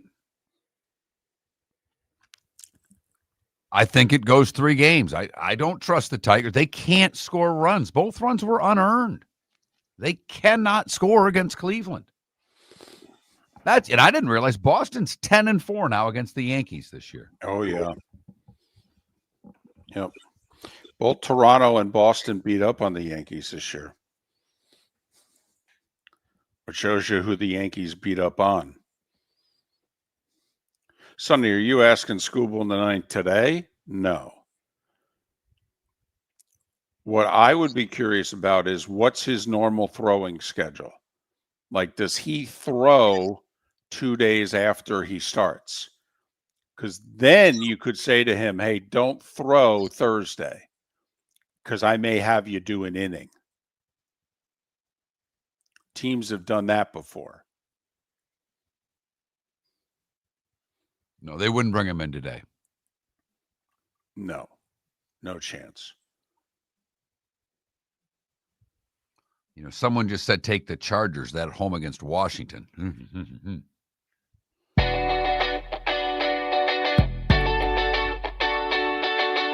You're listening to Miller and Moulton. And now, here's Mark Miller and David Moulton. 22 minutes till the top of the hour, and that's when Chris Perkins joins us. Miller and Moulton, millerandmoulton.com, Miller_Moulton on X. So apparently the news is breaking that Dylan Gabriel starting for the Browns. They're in London taking on the Vikings. So it'll be Carson Wentz against Dylan Gabriel. Pat Kerwin on the show yesterday said, gentlemen, I will be curious after the Giants made the switch to Jackson Dart and got a win, how many other teams will be quick to bench their starters and put in their backup. And he mentioned Flacco with the Browns and Dylan Gabriel. He mentioned, I think, 3 places. Rattler in New Orleans Right. and Vegas was the other one. Right. And so sure enough, 24 hours later, Dylan Gabriel starting. Okay. I mean, was 3rd round? Where was he taken? Yes, 3rd round. Right. And Sanders was taken in the 5th. Right. Right. So Gabriel, one of the things that was quoted was mobility, that, the offense needs a spark. And I think that's undeniable. I mean, have they scored 20 points in a game this year? No. So, now the funny thing is they should be 2-2. I mean, they held the Bengals to 9 total yards in the second half, and the kid missed the kick and what have you. But what? They beat the Packers, wasn't it like 13-10? There you go. 10 each in the last, against the Ravens, they got shredded. Against Detroit, they got shredded. Right. So, but is that on Flacco? I mean, we did say coming into the season, how are the Browns going to score points? And we literally said they're going to have to win 17, 13 games. We just don't see a difference maker on offense there. They're 31st in points. They're 30th in rushing yards. They're 20th in passing yards, 27th in total yards. Now, here's the irony. Now, the points they've given up is bad, but they are first defensively in total yards against. They're 24th in points. Which says that there's been turnovers and other things that have really helped to put points on the board for their opponents. Right. It's a really interesting, and I don't even know if I can use that term. It's a weird NFL week. I mean, the Thursday night game's a division game, Niners and Rams. That's a solid rivalry if you're into that division. Oh, yeah. I mean, that division doesn't have a team below 500 in it. I mean, what's the 11-5, I think, is the consensus record of that division through 4 games, 3 3-1s and a 2-2. But I mean, a couple of games with good teams, a bunch of games with bad teams playing bad teams this week. Cowboys and Jets, Giants and Saints, Dolphins and Panthers. So, do you agree with what Sauce Gardner said yesterday? For those that don't know, Jets, standout corner, Sauce Gardner. And he said that I am getting picked on because I play on a bad team. And they call penalties basically on bad teams. yes. Yeah, they call more penalties on bad teams and good teams get away with stuff. Yes. So you think that they call more penalties on bad teams as opposed to bad teams commit more penalties? Why? Because they're bad? I mean, you're asking the wrong guy. I just did a Monday night game, and I don't know how many people watched it. And it's good for you if you didn't, that, you can have those 3 hours and not look to get them back. Because, Mark, at mid-third quarter, the flag had been thrown 22 times, and there were 15 accepted penalties. It was mid-third. No, and look at when the Bucs played the Jets, the Bucs are considered a good team. They had 11 penalties in the first quarter, I think it was. I mean, it was ridiculous. But I think good teams get the benefit of the doubt from officials, and I don't think bad teams do. Wilson got called for that push-off in that Jets-Dolphins game. You see that play all the time not get called. All the time. Listen, I agree with you, okay? I was just pushing you and challenging you. I have always felt that players and teams have to earn the respect of the officials, referees, umpires, whatever the case may be. Always felt that way. And that all of a sudden, when you go from bad to pretty good and good, you get more leeway. The officials know who's good and who's not. They're human. And I've always felt that it enters the fray. Always. And I'm not talking about very good. Everybody's going to bring up the Chiefs and what have you. Certain teams get calls. Yeah, totally. By the way, I want to ask you about the game that you did, because you're right. I really hope no one watched it. Unless you're a fan of one of those two teams, I don't know why you would have. But the Broncos ended up with 354 more yards than the Bengals. Biggest differential this year. I'm sure when the year ends, it will be the biggest differential. Did they quit? And I mean, no, at no point in time. First off, the Broncos ran 42 plays in the first half.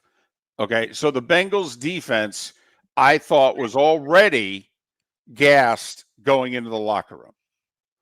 And I've always, Will Muschamp said something, 10 plus years ago. He was a defensive coordinator at the time. I forget where, maybe it was Auburn. And he said it to Gary and CBS in a production meeting. He said, when the big fellas have their tank emptied, the tank never gets refilled during the game. Other players can get a second wind and fluids and what have you. He goes, when the big boys are gassed, they're done. Their legs never come back. They're done for the day. You're still playing them, but they ain't the same guy.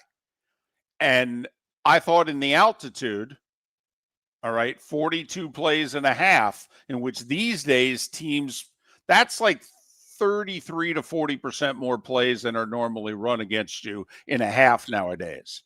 Okay, I thought the Bengals D was gas, number one. And the Broncos had their way with them. And Mark, wow, is that offense in trouble? Wow. That offensive line is below average. It's one thing to be below average with Joe Burrow. It's another thing to be below average with Jake Browning. They have no running game. None. They came into the game, Mark, averaging 49 yards rushing a game. I don't think they got to 49 yards rushing in this game. They were in the 30s in the fourth quarter. I know that.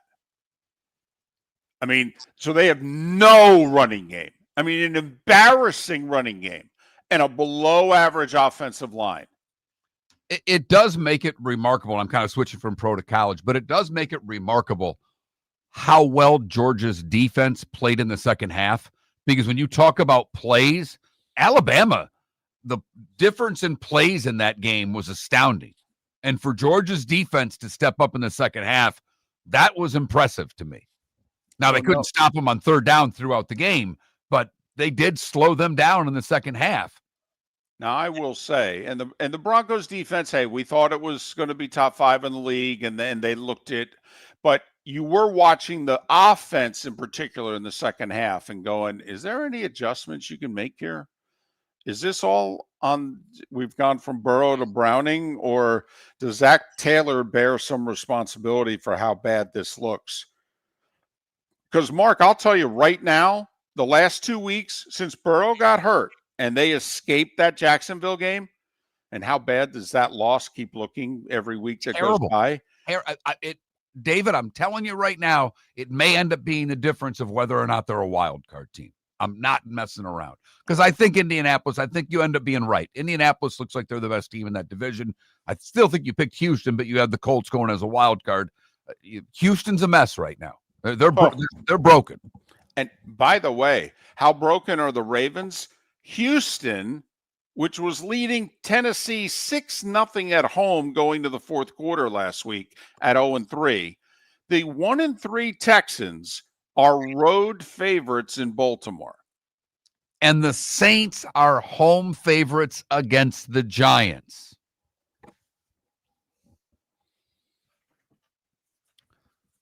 So, like I said, it's a weird NFL week. I mean, you've got Broncos, Eagles at 1. I'm looking for another game at 1 that is remotely interesting. And then there's a couple of them in the 4 o'clock hour. Bucks and Seahawks should be a really solid game. Absolutely. Bucks, Mayfield talked yesterday. They talked after the game about it. Baker talked about it yesterday about this team's got to get off to a better start. They are starting slowly, and they're like, we're too good to be sleepwalking through a first half. And you can't do that. Not against good teams. And that's what the Eagles jumped all over them. A lot of fight for the Bucks, but the Eagles were all over them. So the Bengals without Burrow, Mark, they look like easily one of the 5 worst teams in the league. The last 2 weeks without Joe Burrow, they've looked completely lost. Here's the other thing, Mark. That first game against Cleveland with Joe Burrow, they only had 161 yards, I think, in that game. Because remember, they had 9 in the second half. And so we did talk about it. It's been a bugaboo for Burrow and the Bengals going to Cleveland. Yes. So we were able to write that off. And let's be honest here. The Cleveland defense is really good. Their offense sucks, but their defense is really good. But, Mark, this looks like this could implode. I'm just saying. They got Lions, Packers, Steelers next 3 weeks. Steelers on a Thursday at home, I believe. Mm-hmm. Yeah. But they're going to be underdogs in all 3. Oh, yeah. I mean, at that point, you're 2-5. You've lost 5 in a row. And you're nearing the trade deadline. Are you sure you're not letting the league know that Trey Hendrickson's available? Are you sure, quite frankly, you're holding on to T. Higgins going forward? Because now you start talking about we're getting rid of our head coach and we're starting over. Problem with Higgins is they just paid him. I understand that. No, I mean, but when you're acquiring him, you're acquiring that contract. Mm-hmm. But he'll be a number 1 receiver for you, and he's making about 28. But that just stop right there for 1 second. We've talked about this a lot over the years on the show. You can look really good as a number 2 next to an elite number 1. And then you have to go be the number 1 somewhere else. Are you truly a number 1? Or do you get the benefit of being a 1A, if you want to call him that, because you've got Chase on the other side? And if I'm trading for him, that's the conversation I'm having in the front office, David. And that's very fair. But if you think he's a 1, you're getting him at like 25 years of age, and you're actually getting him on the cheap because you're not even paying 30 for him. Cincy fans done with the head coach now, too. I know they are. Done with him. Yep. He was buying beers for the whole bar on the way home from games and was the toast of the town just a couple of years ago. Yep. And they are done. Done. Yep. Yes, sir. But look it up. The Bengals in 3 of their 4 games have had less than 200 yards of offense in 3 of their 4 games.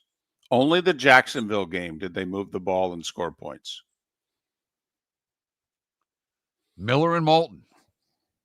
We will talk about another team that's going to, in our opinion, have some mid-season decisions to be made. The Miami Dolphins. One of them was made for them, unfortunately, with the injury to Tyreek Hill. Oh, boy. He's done for the year. And he's a guy that many thought was going to be moved during the year. Obviously, that won't happen. Now what? Now where does Miami go? After a solid performance against the Jets. Albeit against one of 3 winless teams. But, hey, I mean, they played the Bucks down to the wire and, played the Steelers down to the wire. Right. I mean, they're not devoid of talent. They just don't know how to win right now. And the Dolphins have Carolina, who outside of the game against Atlanta have looked like, well, Carolina. It's funny. I actually think it's one of those games in which does the losing coach and quarterback recover from? If you know what I mean. I mean, if Carolina loses at home to the Dolphins, how much grief do you think that head coach, Canales, and Bryce Young start getting in Charlotte? Chris Perkins to talk to Fins next. American Paint Supplies, for nearly 30 years, is your one-stop shop for all your coating needs. If you are a designer, a contractor, a professional painter, or a weekend warrior, American Paint Supplies is the place where experts go to get expert solutions. At 6100 Shirley Street in Naples off of Pine Ridge, American Paint Supplies delivers the best solutions with the best products with the best support. Meet Gene and his team today at American Paint Supplies. Call 239-566-2700. That's 566-2700 or online at AmericanPaintSupplies.net. When Glass Doctor replaces your windshield, we don't just send you on your way, we send you off protected. Your local glass doctor includes the industry's only 12-month windshield protection plan at no extra cost. That means unlimited chip repairs and even a one-time replacement if needed. High-quality service backed by real peace of mind, right here in your neighborhood. Glass Doctor, Glass Doctor. Call the Glass Doctor. We fix your pains. Oh, yeah. Exclusions apply. See your local glass doctor for details. Your roof is your home's first line of defense. At Pelican Roofing of Florida, Ronnie, John, and their team bring years of experience to protect what matters most, your family and your business. From residential repairs to large-scale commercial roofing, we deliver honest work, fair pricing, and quality you can trust. An upgrade on your roof can lower your insurance costs. Don't wait for a leak to turn into a disaster. Call the experts at Pelican Roofing today. 1-866-9-PELICAN. That's 1-866-9-PELICAN. Online at PelicanRoofingCompany.com. CCC 1332512. Let's talk the big differences between Floormeisters and the big box store that sells flooring. Floormeisters is family owned. They do flooring, not doors, nuts and bolts, or weed killer. They specialize in it. They know it. Floormeisters backs their installer, so if there's ever an issue, good chance the boss, TJ, will come out and make it right. Floormeisters prices beat the box stores every day of the week. When you think flooring, think Floormeisters in Naples. Floormeisters.com. Real people, real prices, real quality selection. The Floormeisters, just keeping it real. The Cape Coral Police Department is growing, and they want you to be a part of it. They're hiring new officers. Starting pay is between $74,000 and $90,000, depending on your experience. And with a $10,000 hiring bonus, you could be making $100,000. Enjoy paid holidays, off-duty details, plenty of OT opportunities. They're also hiring dispatchers and professional staff.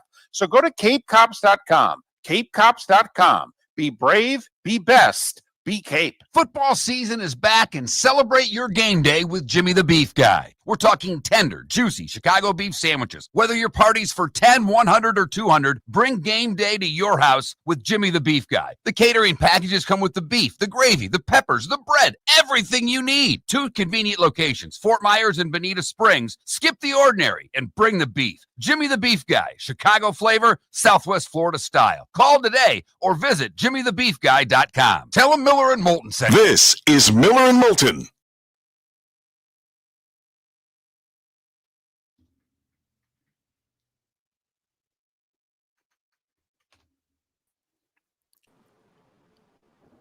What do you say, Chris? Gentlemen, what's up? How are you? Good, man. How you doing? I'm all right. Still living off of this newsworthy team. Yeah, that sucks, though, man. Yeah, it does. It does. I mean, because the other side of it is there's a column either way, and if he's there in a couple of weeks, are they going to trade Tyreek? I mean, yep. You know what I mean? Yep. And that's done. Yeah, that's done. So yeah, I don't know what's going to happen to this team now, man. I'm not optimistic. So, no, and I know the Jets, and obviously we'll talk about. I know they're not good, but they did this thing. They ran the football. They were rolling Tua out to give them, to get away from a bad line and give them some different looks. I mean, even after Tyreek got hurt, they still moved the ball. They did. The flip side of that, though, is that the Jets might be the worst team on their schedule. We'll see with Carolina and actually New Orleans and Cincinnati without Joe Burrow. But I can't see the Jets winning more than 5 games. And that's a terrible. I mean, they had to hang on to beat them. I mean, 27-21, and you have to recover the onside kick. It's like, man, I just, my column today is, we'll see what if McDaniel and Tua are worth bringing back in 2026 now. Like, this is an audition for them. I'm not very optimistic. I mean, we saw this offense without Tyreek in training camp and preseason, and it didn't look good. Like, there was no threat to it at all. So we'll see. But still, the run defense is probably still the most shocking thing about this team. They can't stop anybody on the ground. And we'll see what Carolina brings. Yeah. I mean, they've won their only home game and they smashed Atlanta. Their other 3 losses are all on the road. But who knows what Atlanta is? Atlanta might be about the same as the Dolphins. They might be on that similar level right now with Dolphins without Tyreek. And then, they cut Cam Smith. I mean, wow. Oof. That's which you figure was coming, but it's good they can slide that in under the Tyreek news, though. Yep. Trying desperately, Chris Greer trying to hide that one. Yeah, yes, exactly. He was like, all right, baby, now's the time. Yeah. But, hey, I mean, Waller looked good. But, the thing is, now teams are going to defend against him and scheme against him. And with no Tyreek, that becomes easier. So let's see what Waller looks like this week and in the future. But, I mean, 2 touchdowns. You can't complain. And he recovered the onside kick. But you are right. Now the deep threat of Tyreek's gone. The one corner gets Waddle. Now you could bracket Waddle. You could bracket Waller, whatever you want to do. Right. You can do whatever. Right. You can focus all your attention on Waddle now. Besides, give Waller 3 weeks. He'll be out injured. Come on. That's kind of the Dolphins' way, isn't it? It's also the Darren Waller way. It is. Unfortunately. It is. Yep. Yeah. Well, I don't know. I don't know how the rest of this season looks now. I honestly don't. I mean, man, it would be one thing if they had a defense that you could count on and you would say, okay, so they'll win a bunch of games 24-20 or something like that. But man, this defense, and actually the cornerbacks haven't been playing that badly.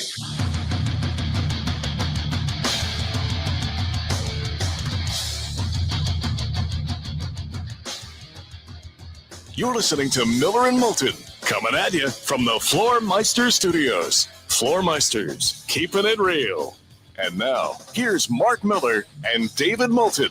It is the bonus hour on this hump day, and we begin it once again with Chris Perkins of the Sun Sentinel, sun-sentinel.com, doing a great job covering the Dolphins. If you don't subscribe, you should. sun-sentinel.com. You can follow him on X at Chris Perk, P-E-R-K. So a winning locker room, you hadn't experienced that in a while. Was it relief and celebratory, or did the Tyreek injury overwhelm the room?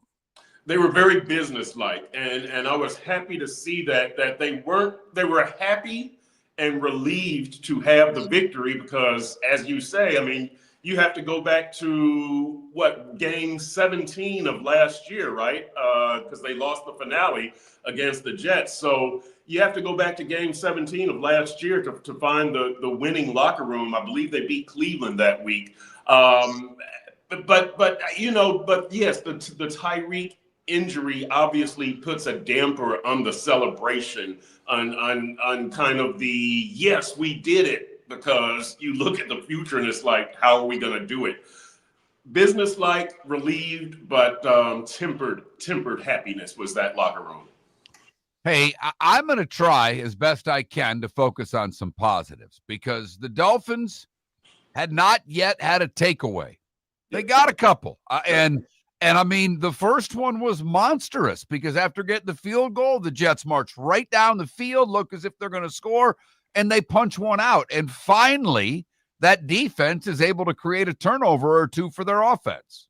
Yeah, we saw a bunch of good things, didn't we? The defense created 3 turnovers, 2 by the defense, 1 by the special teams.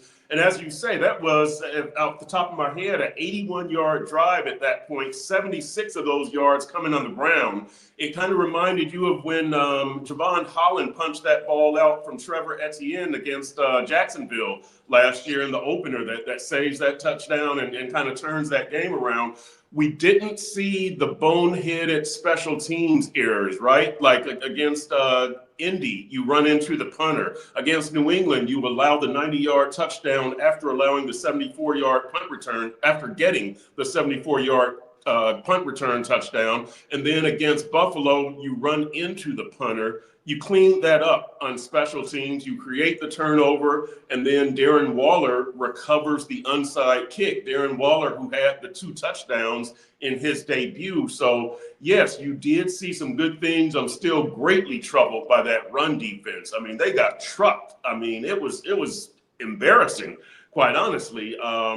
Justin Fields has the 43-yard touchdown run. Justin Fields and Breece Hall rush for 81. The Jets rushed for 197, I believe it was. But I will say this for the run defense, 76 of those yards came on the first possession, 115 of those yards came in the first half. So I guess the run defense got a little bit better in the second half. Or the Jets were playing from behind all night. Yes. That's the other thing. You give up 200 yards rushing when you're playing with the lead all night. That's damning. Also, to emphasize some positives on offense. First off, Darren Waller emerged from the witness protection program. Wow. And secondly, hey, the head coach actually called a few running plays and they ran the football. And I wonder, does he realize how effective it was? Yeah, 31 runs, 25 passes off the top of my head. And yes, they were effective. They were moving the ball. They were pushing the Jets off the line of scrimmage. And I think that's the strength of your offensive line as opposed to pass protection. When you're down the two starters on the right side, I think that's the strength of your offensive line. By the way, Cole Strange gets that start at right guard. Do you know through 3 games, he is the 3rd starting right guard that you've had and the 4th guy to play right guard? Had James Daniels, Keon Smith, you had Daniel Brunskill who relieved Keon Smith against Buffalo, and now Cole Strange makes that start. But yeah, the offense, you did see some good things. You saw some good things in that game in a lot of different ways. And it's kind of bizarre, isn't it, that you look back and it's like, well, they had to hang on for the 27-21 win at home against the lowly Jets. They scored that Garrett Wilson touchdown. What a great catch by Garrett Wilson. The cornerbacks for the Dolphins, Rasul Douglas and Jack Jones, have actually been playing some decent ball. Neither of them has hit it for the Pro Bowl, and we didn't think that when they were acquired, but they've actually been playing decent ball. But yes, you're right, David. We saw some good things on that offense. Hopefully it can continue at Carolina on Sunday. And one of the things I liked is because they ran the ball well, Chris, when they play actioned and rolled Tua out, it opened up opportunities. And again, hey, how good's the Jet defense? I don't know. But Tua rolling out made some accurate throws. They weren't relying on either, the quick slants and then just try to throw the deep ball. It looked like the passing game had some rhyme and reason to it as well. Yeah, and you know what strikes me, Mark, is that, this was kind of more of a traditional NFL offense. This was even a better offense, I thought, than the last extended time that we saw this offense without Tyreek, which was training camp and joint practices and preseason. I mean, our last exposure to that Tyreek-less offense was in the preseason finale. You remember it was the Dolphins starting offense against Jacksonville's backup defense, 1s against 2s, and the Dolphins starting offense was struggling in that game.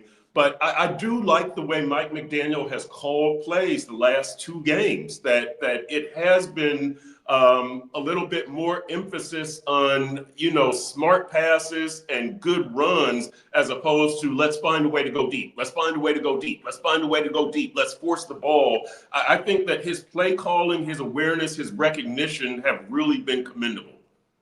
Chris Perkins, Sun Sentinel, sun-sentinel.com. Follow him on X at Chris Perk, P-E-R-K. Chris and all our guests joining us on the American Paint Supplies Hotline, your one-stop shop for all your coating needs.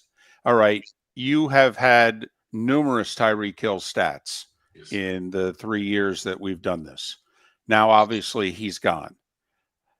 Waddle can get the attention that a number 1 receiver gets. The Dolphins haven't faced multiple men in the box because of Tyreek. Now teams can put an extra guy in the box to stop the run.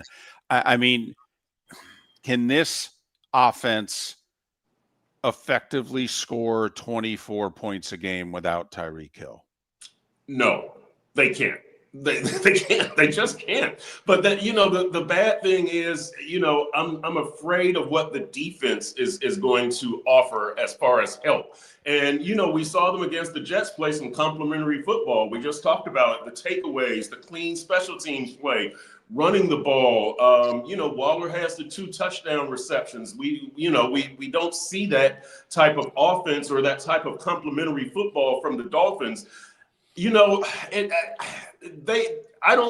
I would like to think that they could score 3 touchdowns a game every week, but I just don't see that happening. If they could hold teams occasionally to 17 points or something like that, I would feel better about the rest of the 2025 season. I'm worried. As much as I like Anthony Weaver and I like the speech about playing with violence and all that, I mean, you allowed the Jets 21 points. And I know every quarterback can't run like Justin Fields, but you allowed the Jets 21 points. So I don't know what your offense is going to have to do later in the season when you're playing Buffalo and Baltimore and Washington, games that we figured they were going to lose anyway. But I don't know what the offense is going to do against Carolina, against Atlanta, against Cleveland, against Cincinnati, which doesn't have Joe Burrow, against New Orleans. So I'm concerned about the future of this team that I picked to win 9 games. We know they're not going to win 9 now, but I'm very concerned about how this is going to look. By the way, I think this is really a big test for Mike McDaniel and Tua Tagovailoa of what have you got? Are you worth bringing back in 2026 when a year that we knew Tyreek was not going to be there anyway because of his salary and his age? What have these guys got? This is a 13-game audition to me for McDaniel and Tua. Well, the good news is it is Carolina this week, and they're terrible against the run, and they're terrible stopping the run. So the same method that they used to beat the Jets should be there this weekend against Carolina, shouldn't it? It should. And again, 31 runs and 25 passes and no crazy passes. Tua didn't force anything down the field. Like you said, the rollouts were very effective. He threw good passes for the most part. And, look, I would like to see Ollie Gordon II get more carries, be more involved. I think he had 7 carries for 10 yards, but you can't have it all, right? And there's some trauma to losing Tyreek, especially the way you lost him and the way his leg was bent around. And, that's fine. That's fine. What they did was good enough to win. And I would expect that they want to influence that more this week. So I would expect that the offense will be mostly led by the run, that for the first time, we'll see the run set up the pass for the Dolphins as opposed to the pass setting up the run. We'll see what Mike McDaniel can do. I've picked this game kind of both ways so far, Carolina winning and the Dolphins winning. I turned in on the show on my podcast yesterday. I picked Panthers 28-20. The newspaper picks we had to turn in last night, I picked Dolphins 21-20. And I'm thinking about switching back to Carolina. I have no idea what to expect on Sunday. No idea. All right, less than a minute. Any of the injured guys, the right side of the offensive line, coming back anytime soon? No. So it's probably going to be Cole Strange and Larry Borum there at right guard, right tackle. Right side of the offensive line was decent. They did a decent job against Quinnen Williams, the Jets defensive tackle, who is definitely going to be one of the 5 toughest that they face this year. So hats off to them for that. Jonas Savaianaya at left guard had his best game of the season, and he was heads up against Quinnen Williams quite a few times. Chris Perkins from the Sun Sentinel, sun-sentinel.com. Follow him on X at Chris Perk, P-E-R-K. Safe travels. Thanks for your time as always. Be well. All right, guys. We'll talk next week, hopefully after a win, right? Oh, 2 in a We row. shall see. Winning streak. A winning streak? Oh, my goodness. What's going to happen? By the way, 10 seconds. Canes, Knowles. Oh, I'm going Canes. I love that FSU Virginia game. I think FSU will be decent, but I'm going Canes on the road this week. Chris Perkins, Sun Sentinel, sun-sentinel.com. Joining us once again here on Miller and Moulton. Jeff Cameron on the show tomorrow and someone representing the Canes on Friday for Knowles Canes Week. Miller and Moulton, a bunch of poll questions to answer about baseball, about coffee, and then our Shoeless Joe Sports Cafe. You get to pick the games for 1 and 4 that they're going to have the volume on. Miller _ Moulton on X to vote. Your roof is your home's first line of defense. At Pelican Roofing of Florida, Ronnie, John, and their team bring years of experience to protect what matters most, your family and your business. From residential repairs to large-scale commercial roofing, we deliver honest work, fair pricing, and quality you can trust. An upgrade on your roof can lower your insurance costs. Don't wait for a leak to turn into a disaster. Call the experts at Pelican Roofing today. 1-866-9-PELICAN. That's 1-866-9-PELICAN. Online at pelicanroofingcompany.com. CCC 1332512. American Paint Supplies, for nearly 30 years, is your one-stop shop for all your coating needs. If you are a designer, a contractor, a professional painter, or a weekend warrior, American Paint Supplies is the place where experts go to get expert solutions. At 6100 Shirley Street in Naples off of Pine Ridge, American Paint Supplies delivers the best solutions with the best products with the best support. Meet Gene and his team today at American Paint Supplies. Call 239-566-2700. That's 566-2700 or online at AmericanPaintSupplies.net. Let's talk the big differences between Floormeisters and the big box store that sells flooring. Floormeisters is family owned. They do flooring, not doors, nuts and bolts, or weed killer. They specialize in it. They know it. Floormeisters backs their installer, so if there's ever an issue, good chance the boss, TJ, will come out and make it right. Floormeisters prices beat the box stores every day of the week. When you think flooring, think Floormeisters in Naples. Floormeisters.com. Real people, real prices, real quality selection. The Floormeisters, just keeping it real. Besides the sales experience at the Diamond District, we offer a litany of other services. Appraisals. We have 2 GIA certified gemologists, full-time, servicing your needs with appraisals. We buy gold, diamonds, gemstones, Rolex watches. Repairs. We have 3 full-time master bench jewelers. A beautiful custom design department so that we can give you one-of-a-kind jewelry. Come see Jason Todd at the Diamond District. This is Miller and Moulton.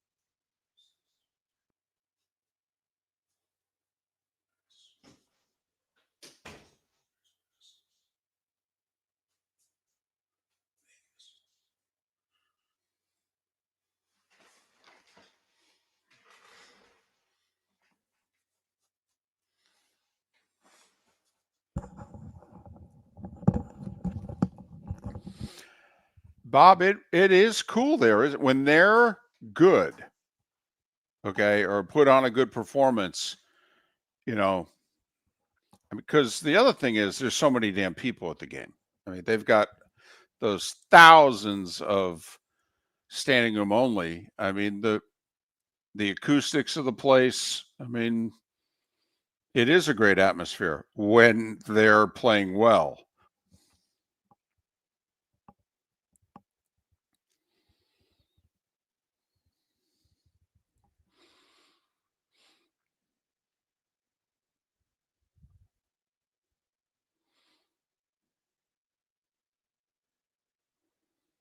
I mean, U.S. Bank and SoFi, Jarrah's Place, I mean, Lambeau's obviously the best stadium in the league for obvious reasons, but those 3 places are cool.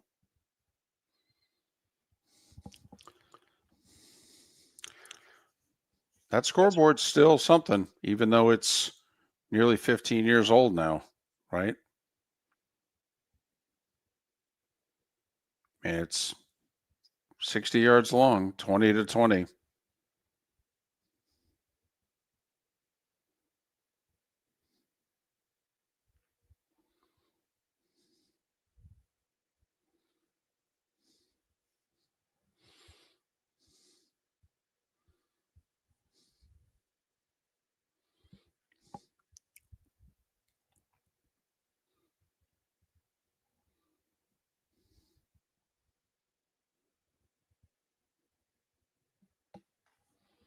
Mark.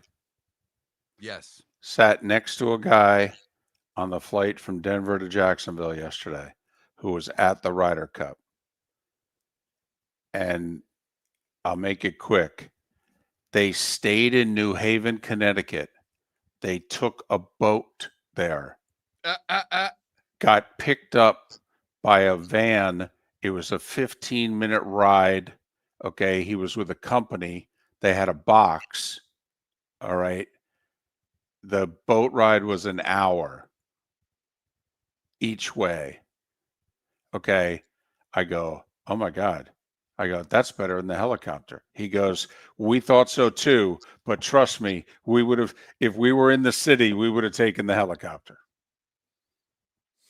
He said, and you couldn't believe how many helicopters were landing.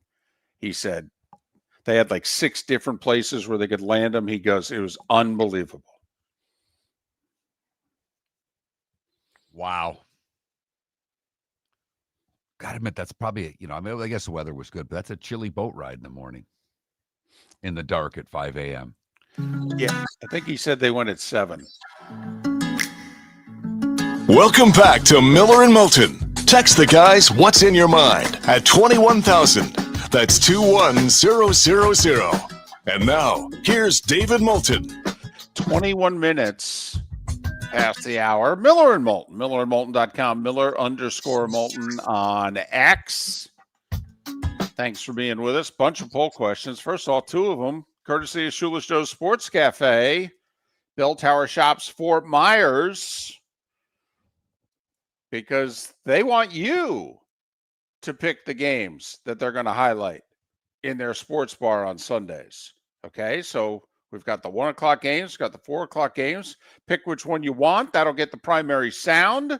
By the way, show up in your team's jersey. You get Bud and Bud Light specials. Okay, so there you have it. Shoeless Joe's Sports Cafe, the Doubletree by Hilton, Bell Tower Shops, Fort Myers. Vote for their games. Right now, it's pretty much determined. I mean, it would take a miraculous comeback, and I think it was obvious. There'll be other weeks where it won't be as obvious. Right. This week, Tampa Bay, Seattle is clearly winning the 4 o'clock games, and Denver, Philadelphia, the 1 o'clock games. Sorry, Dolph fan. You play Carolina. International Coffee Day. How do you like your coffee? Black, cream and sugar, cream or sugar. I don't like coffee. You're coming in second with the I don't like coffee. Black is winning. And finally, did you watch baseball yesterday? And David, nearly 74% of our audience watched some baseball yesterday. Yeah, that's what I'm talking about. Way to go. It's the day baseball. It's with no football also. It feels, It feels right is what it feels. It really does. Day playoff baseball feels right. Plus, if you're of a certain age, it's something a lot of us grew up on. Yep. And also, even, and my son's a Tigers fan. He didn't grow up then. He was paying attention, watching it on his phone at work, cheating away from the boss in the afternoon yesterday. So, right on. Plus the Cubs in the playoffs in the afternoon. I mean, it was it, and I listened to the majority of that game. I had a lot of driving to do yesterday, and I listened to the Cubs broadcast. And one, they were terrific. It's Pat Hughes, isn't it? Yeah. And 2, it was loud. I mean, you could tell You could hear. And I listened to the start of the Yankee game on the radio and watched the majority of it. But both games, you could hear it. You could feel it on radio, just how loud it was. These games have consequences, man. By the way, so I was reading something having to do with the Yankees. So under Aaron Boone, and they're breaking down like the Yankees of the last half dozen years. Mark, when they face someone from the American League Central, they're 15-4 in the playoffs. Okay, they beat an overmatched A's team one year in the playoffs. But Boone's lost twice here to Cora. They both got the jobs at the exact same year, 2018. I mean, Boone, they lose one more game here. This will be the third time in 7 seasons that the Red Sox have eliminated the Yankees from the playoffs. And that basically, okay, their combined record against teams that are not from the AL Central or the overmatched A's is 7-19 in the playoffs the last 7 years. Red Sox 10-4 now this year against the Yankees, for what it's worth. All of the home teams are favored today. Like the Tigers were favored yesterday. All of the home teams are favored today. Yankees, big favorites, by the way. So take it for what it's worth. I like the Padres today. I'll be very surprised if the Padres go quietly into the good night. Well, as I was saying earlier, one of the things I thought the Cubs announcers did a great job of talking about, the time of day that game is being played really favors pitching. And to me, I thought the Padres have a better lineup than the Cubs, not by much, but I think there's a little more there in San Diego with Machado and Tatis. So they need them to get going, and Tatis made no bones about it after, blamed he and they. We've got to do better. Back-to-back doubles for a run was basically all they mustered up in that game. Dodgers up on the Reds, and you could argue they send their best pitcher to the hill today. I mean, when you can throw Yamamoto out as a game 2 starter, and you got Ohtani waiting for a game 3, which would mean, by the way, the significance of if the Dodgers can take care of business today, Ohtani starts the Phillies series. I don't know if Ohtani's ever pitched in Philadelphia, number one. Number two, playoff Phillies crowd.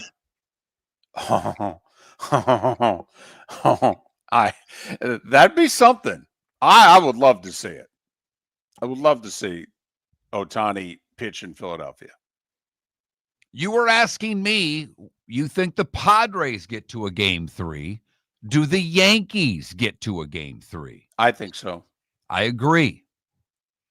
Do the Guardians get to a game 3? Yeah.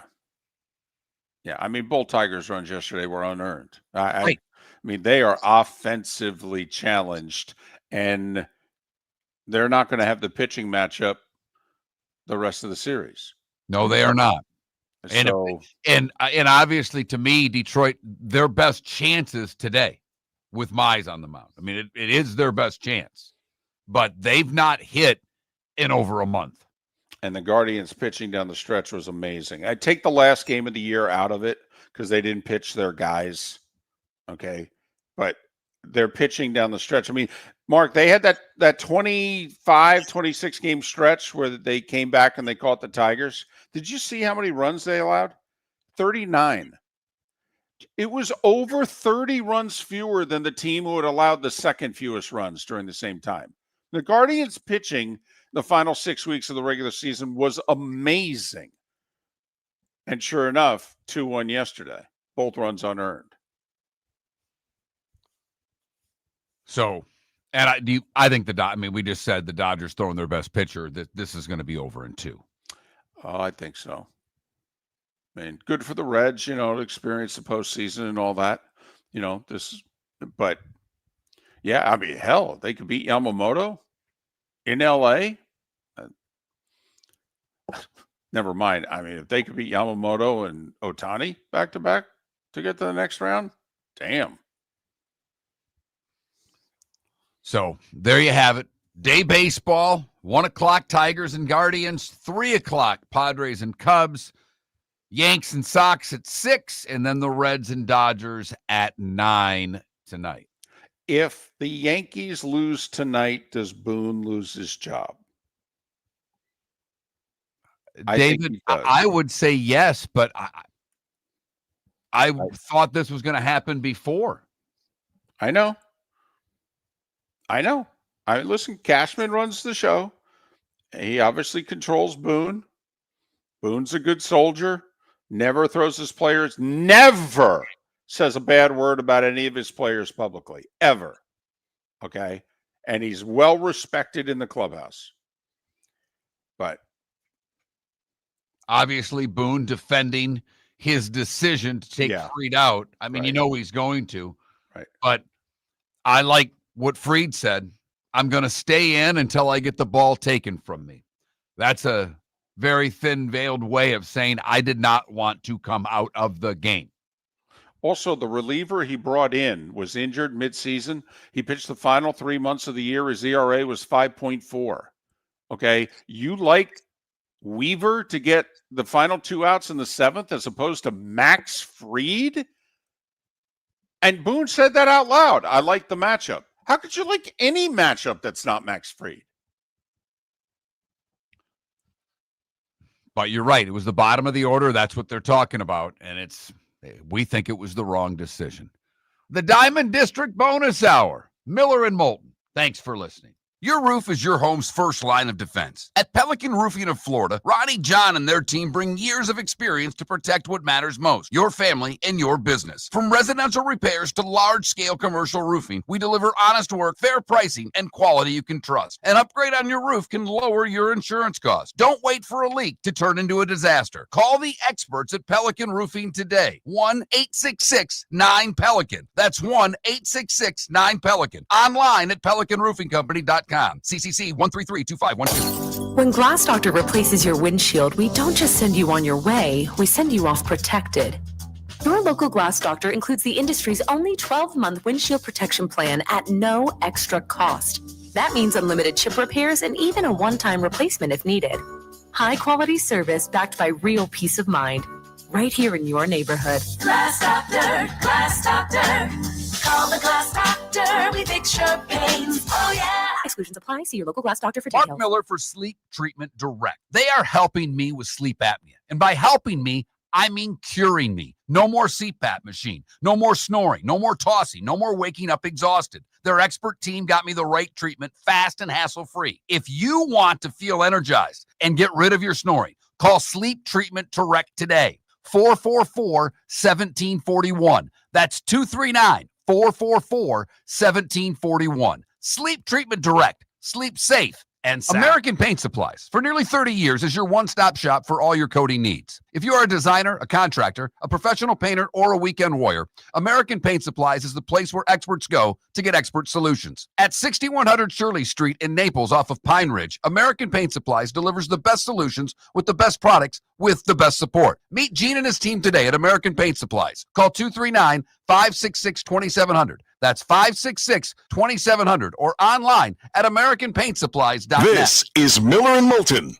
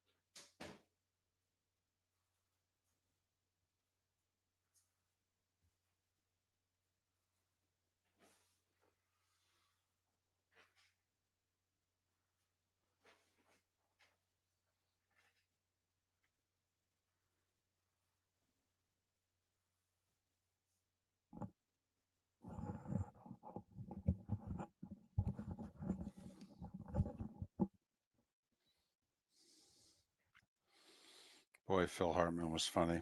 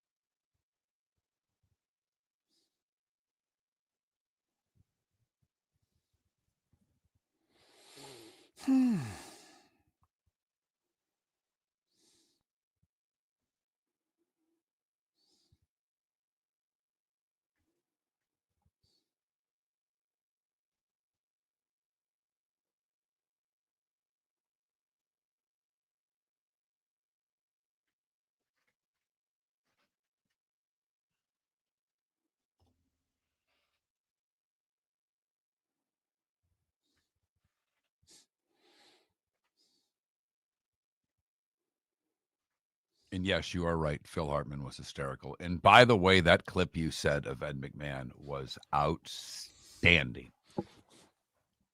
When he just starts rambling about nonsense, it's like, dude. How about when Johnny reaches over and grabs his hand and just starts caressing it like, it's okay, Ed. It's okay. Ed.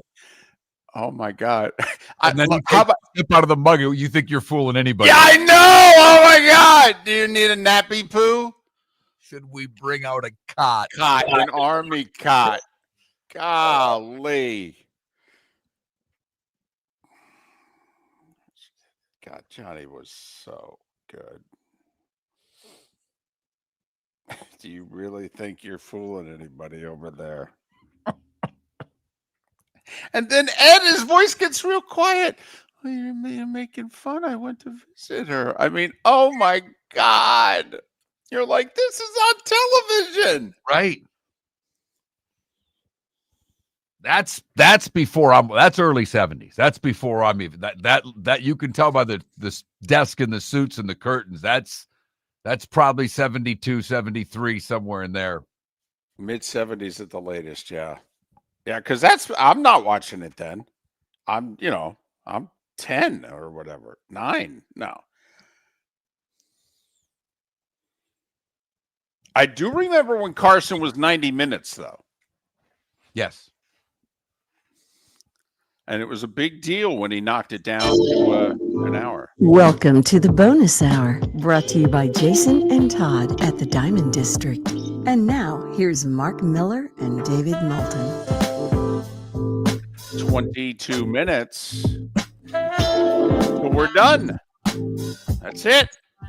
On this hump day, Miller and Moulton, MillerandMoulton.com, Miller_Moulton on X. I like our show tomorrow. We're done. For today. Yeah, that's what I mean. Yeah, we're done today. Yeah, I go one day at a time. I don't know about you. I mean, were you a fan of that show? One day at a time? You watched it because I think they had a great lineup that night, so you were kind of stuck watching that. Yeah, I wasn't a huge fan, but you're right. I was a Valerie Bertinelli fan back then. Even then, I was. Well, okay, I'm with you there. Okay, I thought she was cute. And I was a huge Van Halen fan. When all of a sudden the news broke that she was dating Eddie, I went, what? That's outstanding. That one didn't make sense on paper, if you know what I mean. Oh, totally. It's like, oh my goodness, girl next door dating the bad boy. All right. Right. Exactly. Yep. Another 70s reference here for the show. For those, I will say, Trent filled in for you yesterday. My favorite thing to do with Trent when I do the birthdays is pause and see if Trent has any idea who we're talking about.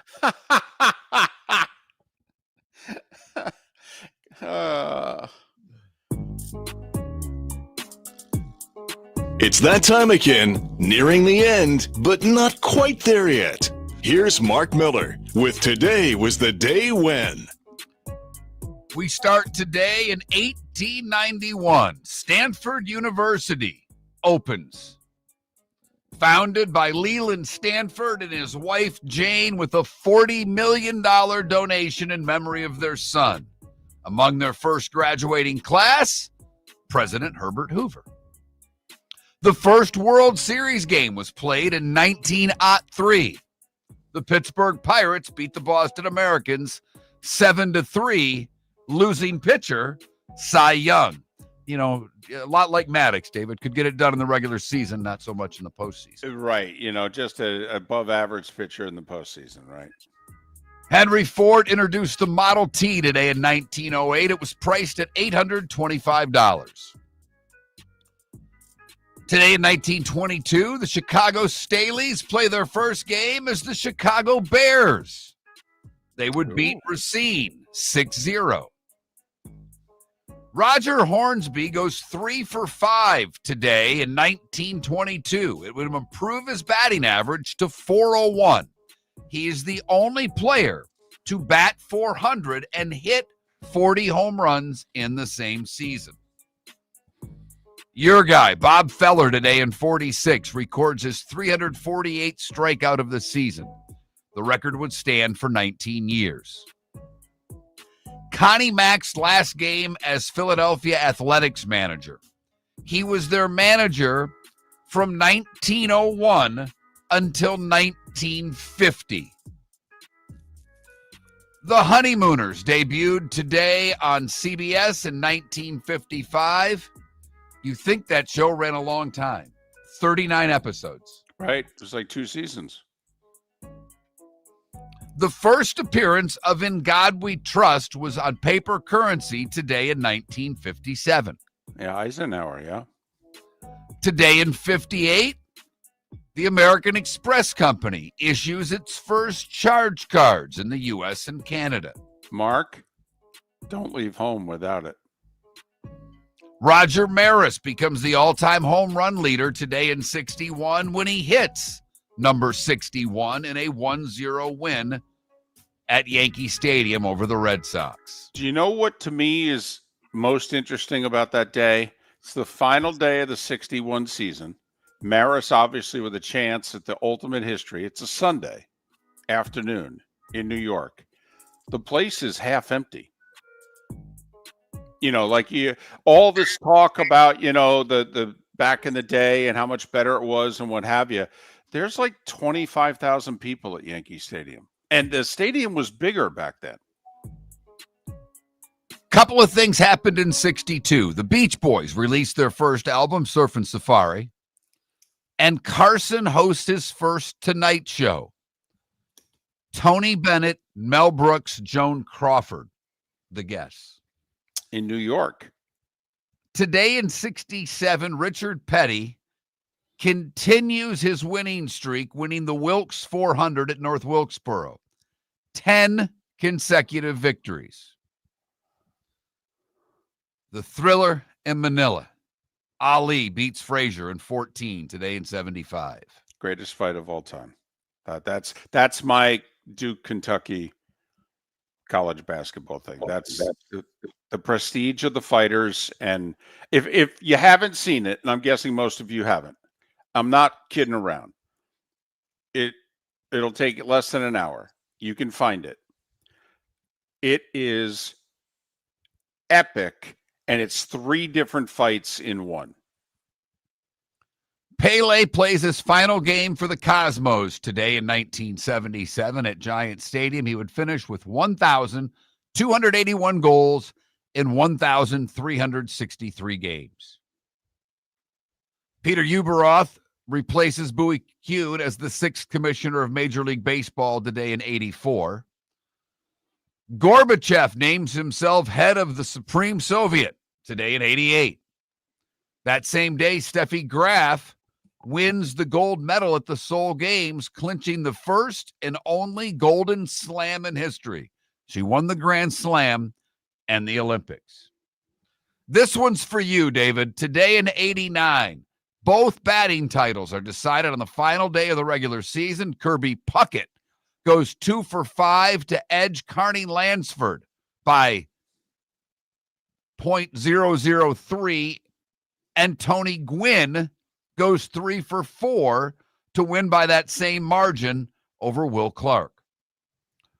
Today in 94, the NHL owners begin a lockout of the players lasting 103 days. This one was coming off of the Rangers winning the Cup. This right. was devastating to the sport. Unbelievable. I mean, the Stanley Cup is on Letterman. All right. This was when Letterman was number one, not Leno. All right. The NHL's on the cover of magazines. All right. The sport was getting so much national, and baseball had gone on strike 7 weeks earlier. And the NHL would have had and they're like, nah, we got to shut it down. They got their cap. They got their cap. They did. Today in 95, the first wild card teams, the Yankees and the Colorado Rockies. It was supposed to be in 94, the first wild card teams, but obviously that didn't happen.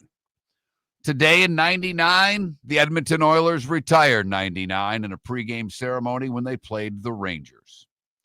Ichiro gets his 258th hit of the season, breaking an 84-year record. He would end the season with 262 hits. Today in 2017, that tragic shooting at the music festival in Las Vegas. 58 dead. And in 2023, well, the Ryder Cup in Rome. You all know what happened. We lost again. Boy, did we ever. Jimmy Carter, Richard Harris, you probably don't even know that name, recorded arguably the worst song ever, MacArthur Park, and Conrad Dobler would have all celebrated birthdays today. Julie Andrews is 90. Rod Carew, 80. Jeff Reardon, 70. Mark McGuire, 62. And I'm going to botch his last name because I always do. Zach Galifianakis. I think I said that right. 56. That's pretty good. 56. What did I miss, David? Hold on a second. MacArthur Park, one of the worst songs ever? Ever. Really? Ever. I left my cake out in the rain. Yes. I don't think that I can take it because it took too long to bake it. And I'll never have that recipe again. Oh, no. And you think this is one of the worst? By the way, I think it was number one.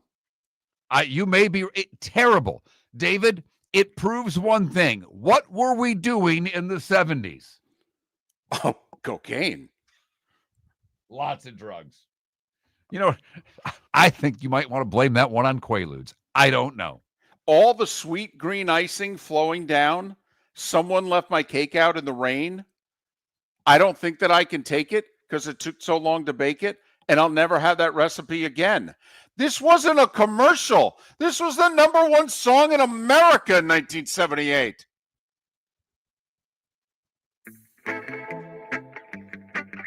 Time to see life a little bit differently. Here's Mark Miller with the good, the bad, and the ugly. What you got, Mark? I go to Alaska for the good, where 32 Chunk claimed his first ever Fat Bear Week title. Okay. He bested two-time champion 128 Grazer and this year's runner-up, Bear 856, in a bracket-style online vote. Boy, when you can take down Bear 856. Thank you. Damn. For the bad, we go to North Fort Myers. Tiffany Bates is accused of throwing a rock at a car, hitting the vehicle's side mirror, shattering it, and it ended up cutting the driver's thigh. The driver flagged down a deputy, thought he'd been shot. He wasn't shot. The cut was pretty deep, and he required stitches. The person who threw the rock claimed the victim and another man were trying to kill her with guns. There were no guns. They weren't found. She was probably just nuts.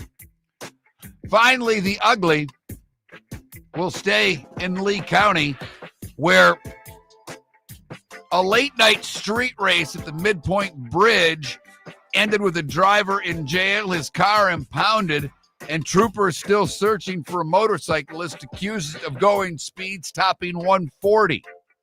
The driver in a Camry was doing a $124. David Stone's his name. He had a female passenger with him. When asked why he was driving so fast, he told troopers he had to use the bathroom. And that is the good, the bad, and the ugly. Brought to you again by the Cape Coral Police Department. Go to capecops.com. capecops.com. You know, we really should ask them to submit by Friday. Okay, Thursday night, the supervisor should have to submit for us for Friday their best of the week, good, bad, and ugly.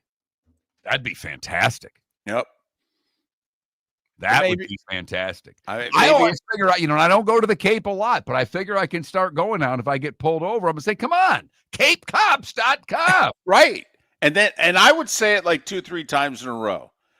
Don't you know you just pulled over? capecops.com. capecops.com. You might end up apprehended. You might have to make a phone call if you do that. Well, it's the same deal as yesterday, folks. We don't have any football. You don't even have WNBA playoffs. You got 4 baseball games, all right? Yeah, folks. Yeah, folks. All right. Tigers and Guardians at 1 on ESPN. The Guardians are minus 135. Over under 6.5. 3 o'clock on ABC. By the way, game moved yesterday, okay? Local news in the Eastern time zone was able to come on the air at 6 o'clock. David Muir was safe at 6:30 Eastern. Padres and Cubs. Dylan Cease for the Padres. They're even money. Red Sox Yankees, 6 o'clock ESPN. Yankees are minus 180 with Carlos Rodon on the hill. And then Reds Dodgers. The Dodgers are minus 270 with Yamamoto on the mound.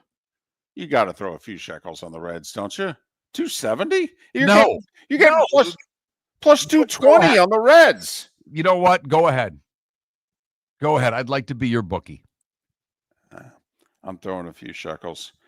Hey, you're not. It's not a Friday pick. You got a fighting chance. Yeah, no doubt. Golly.